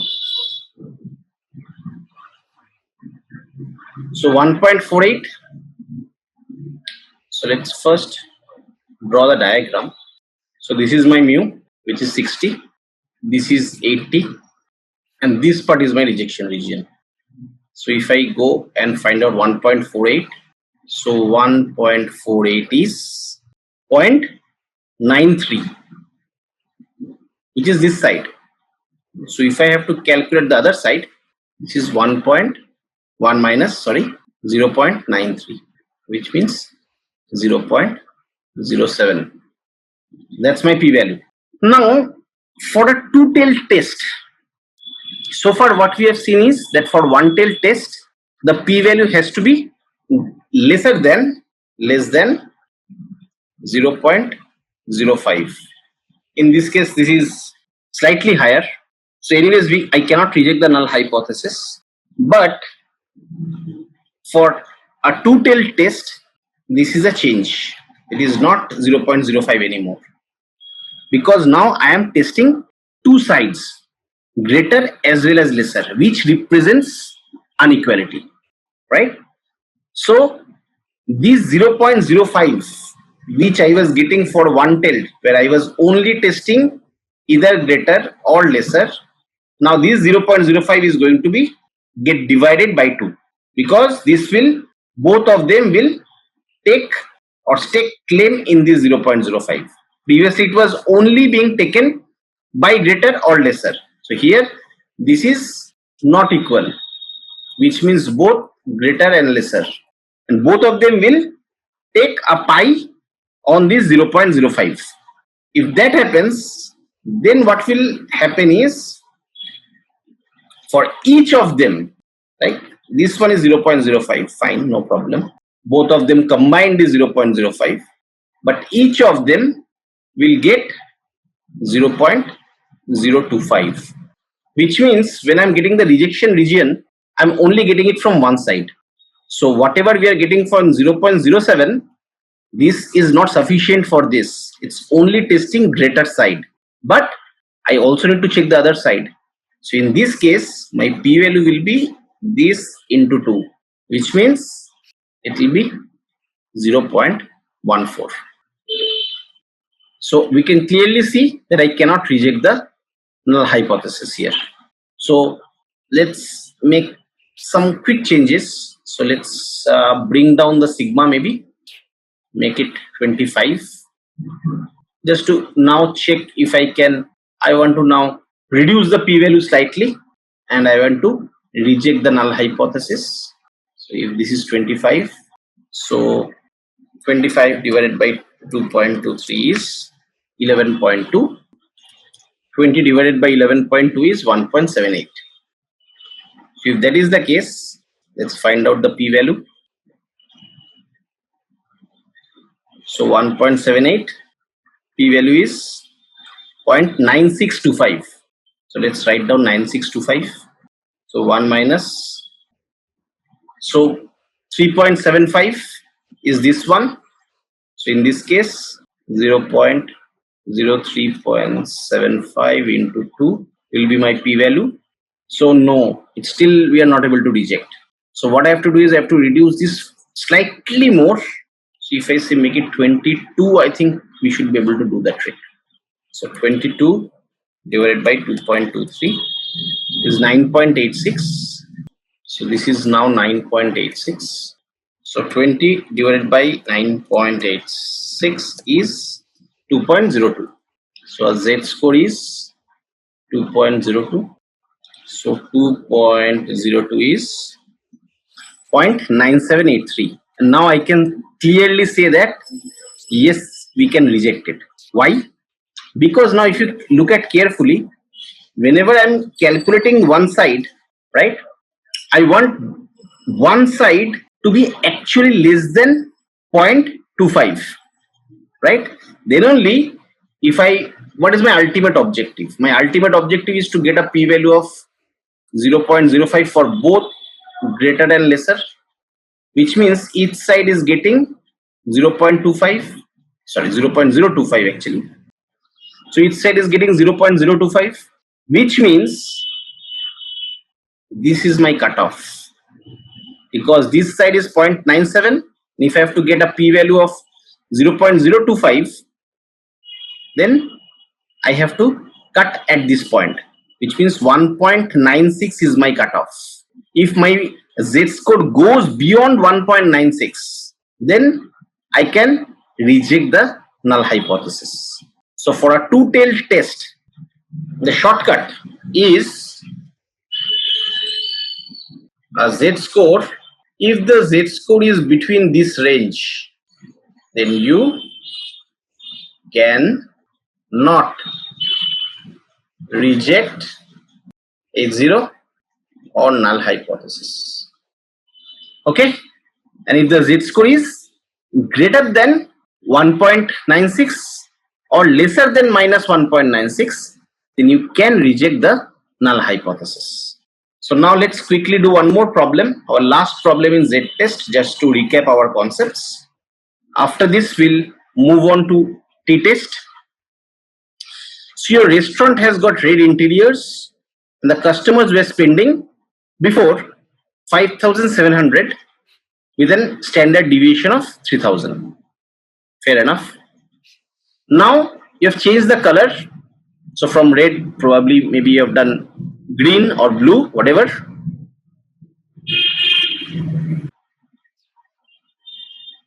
Now you believe that the customer spend will also vary with it. So you randomly surveyed the spend by 300 customers and you found that their average spend is 6,000 rupees. So now the question which we need to answer is, did this change of interiors or did this change of colors, did it have any impact, rather any significant impact in spending by the customer? So let's write down the problem.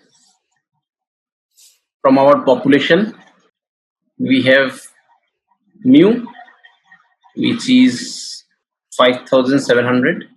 We have sigma, which is equal to 3,000. And here we have sample. So I have x, I have n. So this is 300 and my x is 6,000. Now let's write down the null and the alternate hypothesis. So the null hypothesis is that mu not equal to 6,000, sorry, not equal to 5,700, and here mu is equal to 5,700. Now let's calculate sigma x bar. Sigma x bar is sigma by square root of n, which is 3,000 by square root of 300. This is 17.32. So 3,000 divided by 17.32 is 173.21. Now let's calculate the zx, which in this case is x minus mu by sigma x bar, which is equal to 6,000 minus 5,700 divided by 173.21. So we get a z-score of 1.73. So if we see here, it is falling in between, which means I cannot reject the null hypothesis. I'll say, sorry, I do not have enough evidence to say that the spending has changed. So I cannot reject this. Now if I have to increase the z-score, here notice that I have not even looked at the p-value. In case I have to, let's do that as well. Here's 6,000, and this is one of the rejection regions. The other is on this side, but I'll not calculate there. I'll rather find it here and then multiply it. So z-score of 1.73 is 0.9582. There is the other side.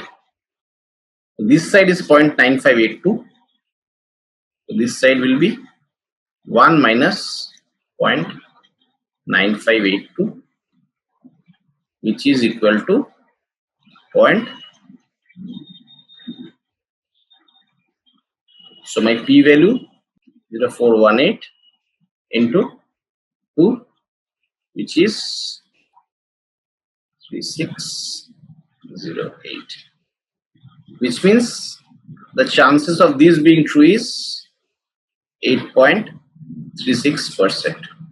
So that's why I cannot reject the null hypothesis, because this has to be less than 5% for me to reject it. So let's try to just make some changes and try to see if I can make it reject. At what value? So ideally this has to be greater than 1.96. So if I have to increase the z-score, I can probably increase this value by a bit. See if I make this 6,500. So in that case, this will be 6,500. So 500 by 1.73. So 500 divided by 173.21 is 2.88. A z-score of 2.88. If I come here, 2.88 should be this one, I guess. Yes, 0.9999.8. Okay, so this is, if that is the case, then this is 200, which means even if I multiply it by 2, it's not going to be very high. So in that case I can reject. So this is it from z-test.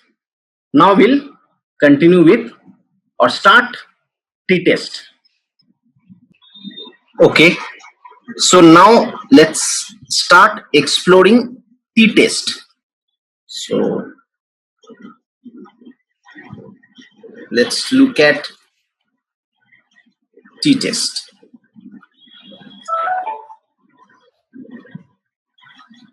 So t-test is a mini version of z-test. It works like z-test but with some differences. So all the conditions which we have done so far, which we have satisfied so far, the concept of null hypothesis, alternate hypothesis, concept of z-score, concept of central limit theorem, to a very large extent they apply to t-test as well. Of course there are some tweaks. So as I said, t-test is a mini version of z-test. So when do we use t-test? So we use t-test when, number one, normal distribution, the underlying distribution is normal. In one of the later lecture series, I will give you a brief overview on what test to use when and what are the conditions. So just now know that t-test works with normal distribution. The same is also applicable for z-test, by the way. So both z-test and t-test work on normal distribution. Here the metric in consideration is mean. So metric in consideration, so we'll be working with mean. There are some non-parametric tests where we will consider median, which will, as I said, show in the later videos. So here metric in consideration is mean. In t-test we do when generally the number of samples is less than 30, and number 4, when the population standard deviation is unknown, is not known, right? However, rest of the concepts are more or less the same. Here also we'll try to calculate something called a t-statistics, the way we were calculating the z-score, and then we will be looking at the p-value, though in a different way. We'll be looking at a critical value and we'll be comparing the calculated value and the critical value, and then we'll make decisions whether we should accept or reject the null hypothesis. So let's look at a problem. Okay, before that, let me also mention the varieties of t-test available.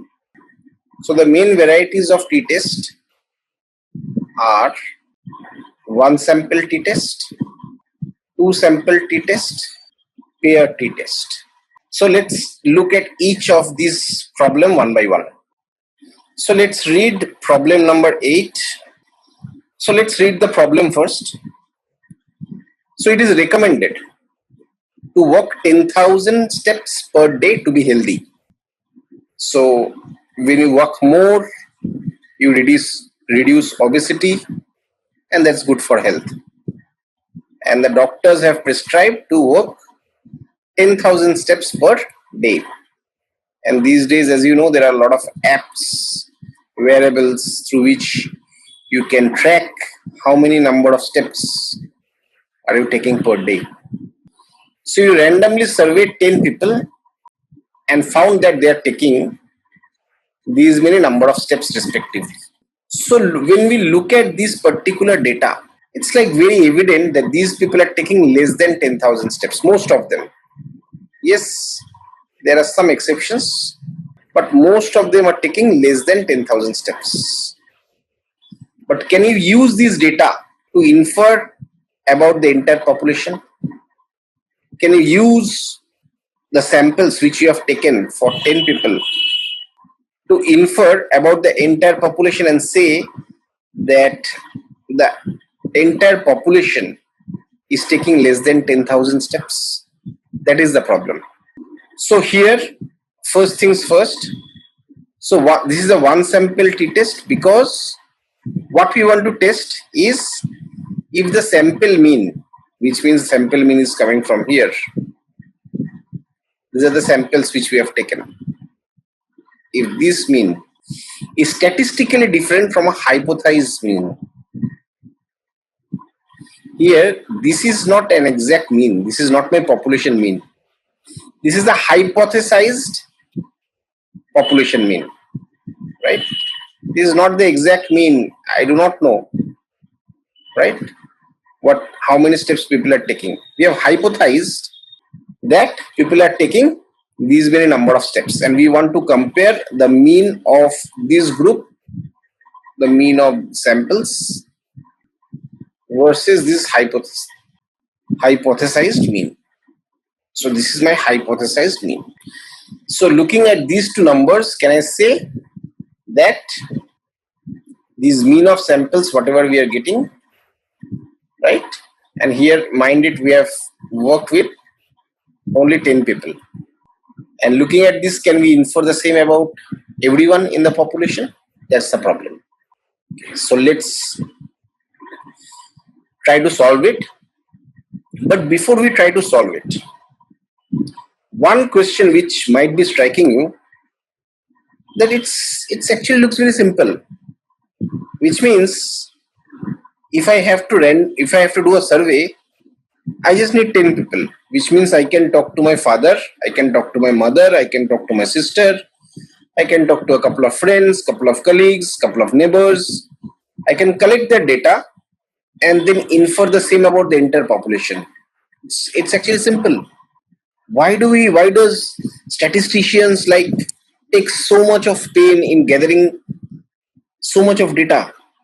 It's just 10 people whom we need to talk, and we know more than 10 people, right? That might be coming in your mind. Now, one thing which you need to remember is that these 10 people are randomly surveyed 10 people, which means that it cannot be biased. You cannot say, okay, I am going to pick this person, this person, this person. I know that they are taking 10,000 steps or less than 10,000 steps. I speak to them, I form my hypothesis, I do the testing, and I can give a result. No, because they are not randomly surveyed. You know about them and you are picking up their information. That's not random survey. Random survey means you do not know about that person. Suppose you go stand in front of the road, you just randomly ask people, and that also cannot be from a particular state only or a particular city only. Then you will lose diversification. So it looks very simple that I just talk to 10 people and my work is done. That is not the case. Okay, so now let's try to solve this problem. Let's first see what information do we have in our hand, and then let's try to solve it. So the first information which we have in our hand is a hypothesized population mean. So just for simplification, I say this is my population data. Though this is a hypothesized mean, this is not the real mean. So this is 10,000. So now we'll find sigma. So we come to the problem. We are trying to find a hypothesized sigma, but hold on. This is hypothesized mean. This is not my population data. And in this case, I don't have a standard deviation. And if you remember, I use t-test when my standard deviation of the population is not known. Fair enough. So I do not know this. Let me just put a cross. This is not x, this is a cross. Next thing what we'll do is we'll form a alternate hypothesis and a null hypothesis. So my null hypothesis is that it's less than 10,000. My alternate hypothesis is that it is equal to 10,000. Now I do not know the standard deviation. So this is my sample site. So let's write down whatever we have. So we have a mu bar, which is equal to mu, which is equal to 10,000. Then sigma x bar is equal to sigma by square root of n. But unfortunately, in this case, we cannot do this because there is no sigma. I do not know the sigma. Okay, fair enough. Let's look at n, which is equals to 10. And we also need a critical value, which we can call as x, which is also something which we do not have. So let's try to figure these things out one by one. So let's test. So here I have pasted all these numbers. So all the numbers I have copy pasted, and then I am calculating the mean and the standard deviation. As you can see, the mean is 8595 and the standard deviation is 1428.36. So here from the sample I can calculate the standard deviation. I do not need the population standard deviation. So it's possible for me to calculate the standard deviation. So my standard deviation is 1428.36 and the mean is 8595, which is nothing but this x. So if you remember during z test, right? If you remember during z test, this used to be our x, the average in the in the sample site. Here also used to compare it against this average in the sample site. Here we do not have it directly, but we can certainly calculate it from here. So we have the standard deviation and the mean. Either they will be mentioned explicitly, or you can be given data like this and you can calculate the mean and the standard deviation. Now for t-test, we'll calculate something called a t-statistic. So the funda is the same, x minus mu bar divided by standard deviation by degrees of freedom. I'll just explain you in a moment what is degrees of freedom, and you get a square root here. Okay, so we'll just pause here and let's just quickly understand what is degrees of freedom.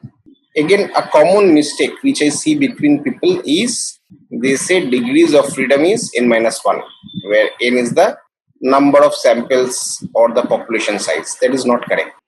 In most of the scenarios, it is n minus 1, but let's understand the concept. Suppose I have 4 numbers. Suppose there are 4, 3 and question mark. Now what I tell you is, I tell you that their average is say 5. Now looking at these details, can you calculate this particular missing number? The answer is yes, we can, and the answer will be 9. So as you can see, knowledge about these three numbers was enough for me to derive the fourth number, as long as I know the average or some metric. Average actually works in most of the scenarios. So in this case, out of 4, knowledge about 3 variables or 3 observations is good enough for me. So in this case, my degrees of freedom is n minus 1. For this particular data, it's n minus 1, where n is the total number of samples. However, is it always n minus 1? Let's take a scenario. Suppose I say I have 4 numbers, 4, 4, question mark, and I tell you that the average is 5, and I also tell you that suppose this is 1, 2, 3, 4. I also tell you that number 3 is equal to number 4. If I tell you these two things, can you calculate these two numbers? The answer is yes, we can. And in this case, the answers are 6, 6. Looking at these two scenarios, right? The answer is 6, 6. So here in this case, as you can see, the degrees of freedom is n minus 2. So not necessarily that it has to be n minus 1. That's the message which you need to take over or take home. Most of the scenarios it will be n minus 1, but not necessary. Here it's n minus 2 because knowledge of n minus 2 variables was good enough for me to derive the next numbers when I know this particular condition. Okay. So now we understand all of these things. Let's just plug the numbers. So x is 8595 minus mu is 10,000 divided by 1428.36, which is my standard deviation, divided by degrees of freedom, square root of degrees of freedom, which means here my n is 10, so 10 minus 1, and that comes to, so let's first calculate the denominator. 1428.36 divided by 3 is 476.12.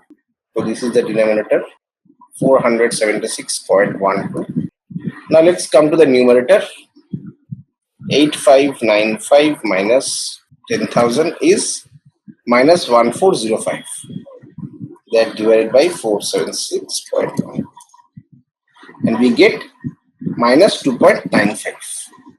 So this is my t statistic, and going forward we'll call it as t calculated. You can call it as t calculated. Also, you can call it as t statistic. It's very similar to our z-score. Now, let's find out something called a critical value. So here we have the t table. Now, since this is a one-tailed test, here, as you can see, this side is the degrees of freedom. So let's look at the critical value for a one-tailed test. So here my degrees of freedom is 9. So I'll come here, and this is the critical value for degrees of freedom is equal to 9 for a one-tailed test with a significance level of 0.05. So this is my critical value for degrees of freedom 9, significance level 0.05, being it a one-tailed test. So let's note down this value, 1.833. So my t calculated, we had found it to be minus 2.9, and t critical is 1.833. So if we just draw the curve, suppose this is my mean and this is my threshold, which is, since here the way the t table is constructed, it does not take care of the negative values. So whenever we get a positive value, in case we have to work with a negative value, in case here since t calculated is negative, what we'll do is we'll put a negative value here.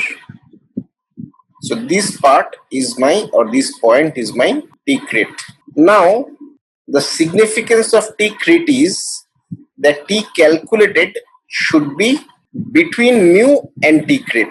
T crit is the maximum point beyond which I'll reject the null hypothesis. So here, if my t calculated is here, anywhere here, between here and here, if I can find a t calculated say here, then I cannot reject the null hypothesis. If it goes on this side, then I can reject the null hypothesis. This is my cutoff.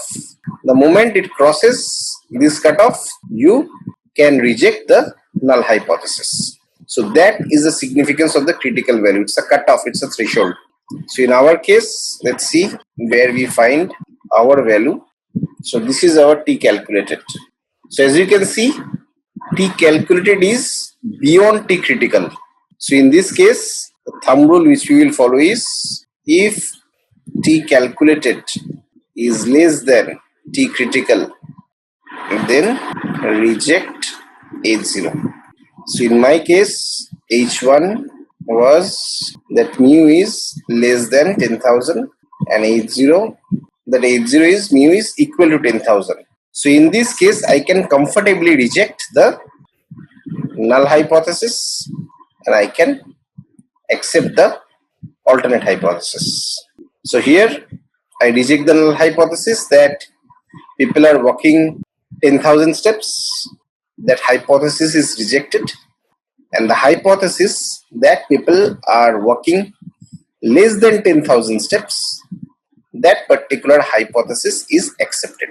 So here my hypothesized mean is this, and as you have seen here, so we see that yes, the sample mean which we calculated from here is statistically different from my hypothesized mean. Okay, in this case it's less because it's very, very evident that they're taking less than 10,000 steps. Now we'll look at a two sample t-test. So this test is significant when we are trying to test the difference between two population means. So let's read the problem. So we have visited two schools. In school A, we randomly surveyed around 30 kids and found that their average IQ is 110 with a standard deviation of 5. In school B, we randomly surveyed 20 kids and found that their average IQ is 115 with a standard deviation of 10. So now we can test the hypothesis that the IQ between the kids in the two schools are not equal. So I have, as you can see here, we test the difference between two population means. So here my two populations are school A and school B. And in school A, I have randomly surveyed 30 kids and I have noted down their average IQ and the standard deviation. I have done the same in school B, where I have randomly surveyed 20 kids and noted their average IQ along with the standard deviation. Now I have to test the hypothesis. The IQ between the kids in the two schools are not equal. So in this case, let's do a two sample t-test. So as you can see here, my null hypothesis is that mu A equals to mu B. Mu A is for school A or group A. Here as you can see, we have two schools. H1 is that the mean are not equal. Now how do I calculate the t statistics or the t calculated? The formula is this. So we take the mean of group A, in this case which is school A. We take the mean of B, in this case which is school B. We take the standard deviation and then we have the number of observations with which we are dealing. So let's just plug it and see what we have. So in school A, we spoke to 30 kids. In school B, we spoke to 20 kids. In school A, the average is 110 with a standard deviation of 5. In school B, it is 115 with a standard deviation of 10. So now let's calculate this step by step. First, I have calculated the numerator, which is mu A minus mu B. So 110 minus 115, that is 5 or minus 5. Then denominator 1 is nothing but this part. This is deno 1. This is deno 2. Then I'll add them, and then I take the square root. So I've done it step by step. So we have calculated numerator. This is the numerator. So denominator 1 is 0.83 sigma square divided by n1. So sigma square, as you can see, I have taken standard deviation square, which is b4, and divided by b2, which is nothing but n1. Similarly, denominator 2, c4 is nothing but my standard deviation square divided by c2, which is the total number of kids we have surveyed. Then I have added these two, which is this part, this addition. Then I have taken the square root, and then I have calculated t statistics, which is nothing but numerator divided by the denominator, and we find that t statistics of minus 2.07. So this is my calculated value. Now what is my critical value? If I do a say a two-tailed test, then my critical value will be this two-tailed test with 0.5 as my p-value, or 95% confidence, whatever you want to say. Here let's see how many records we have actually.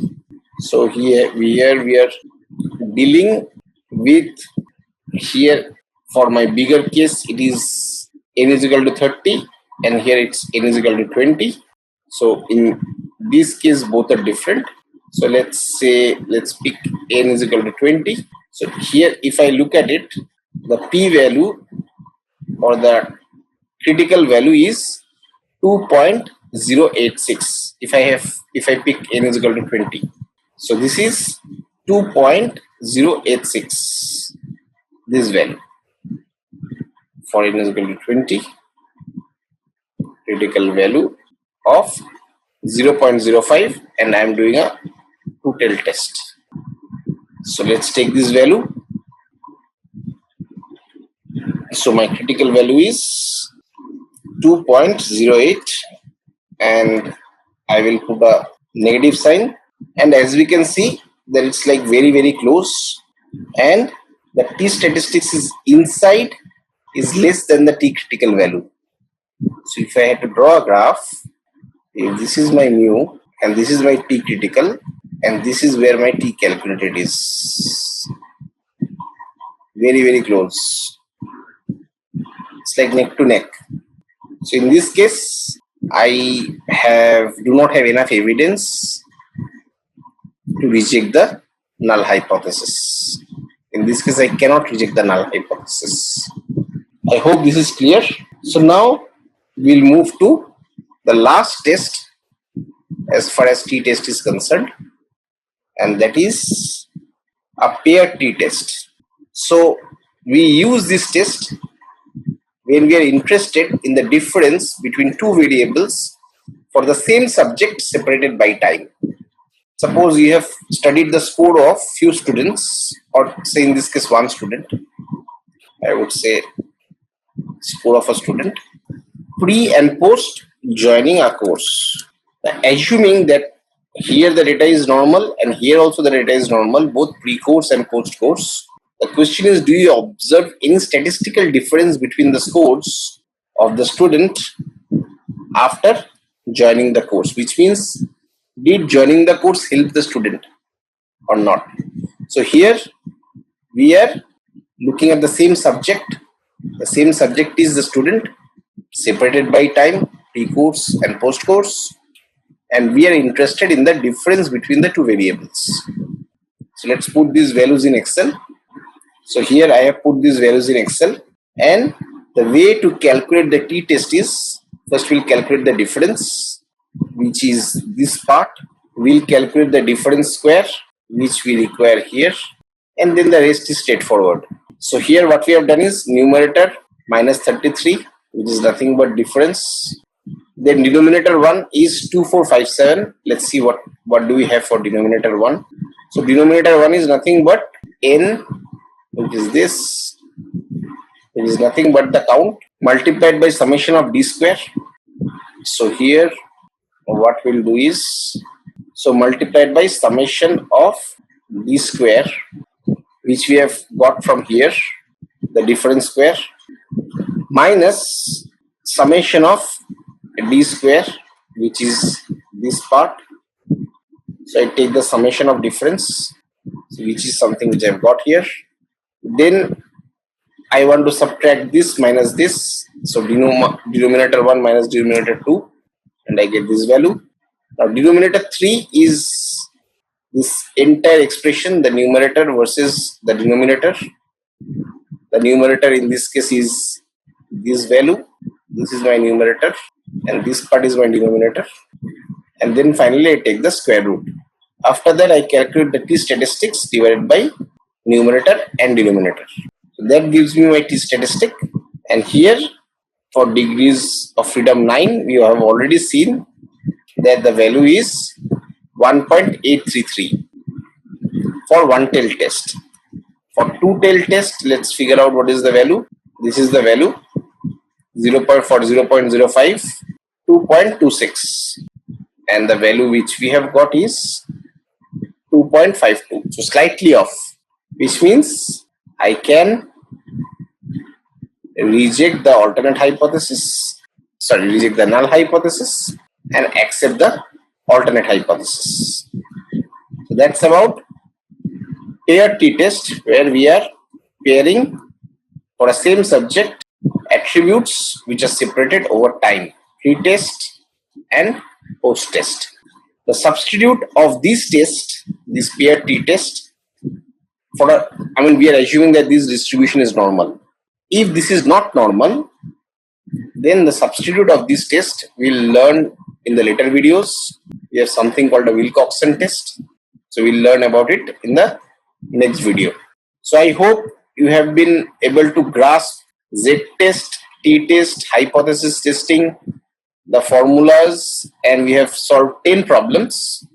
So if you like the videos, please like, comment, share, subscribe. Thanks for watching our Statistics for Data Science series. We hope you now have a solid understanding of the essential statistics concepts that will help you succeed in data science. Remember, data analysis is not just about numbers. It's about unlocking insights that drive business success.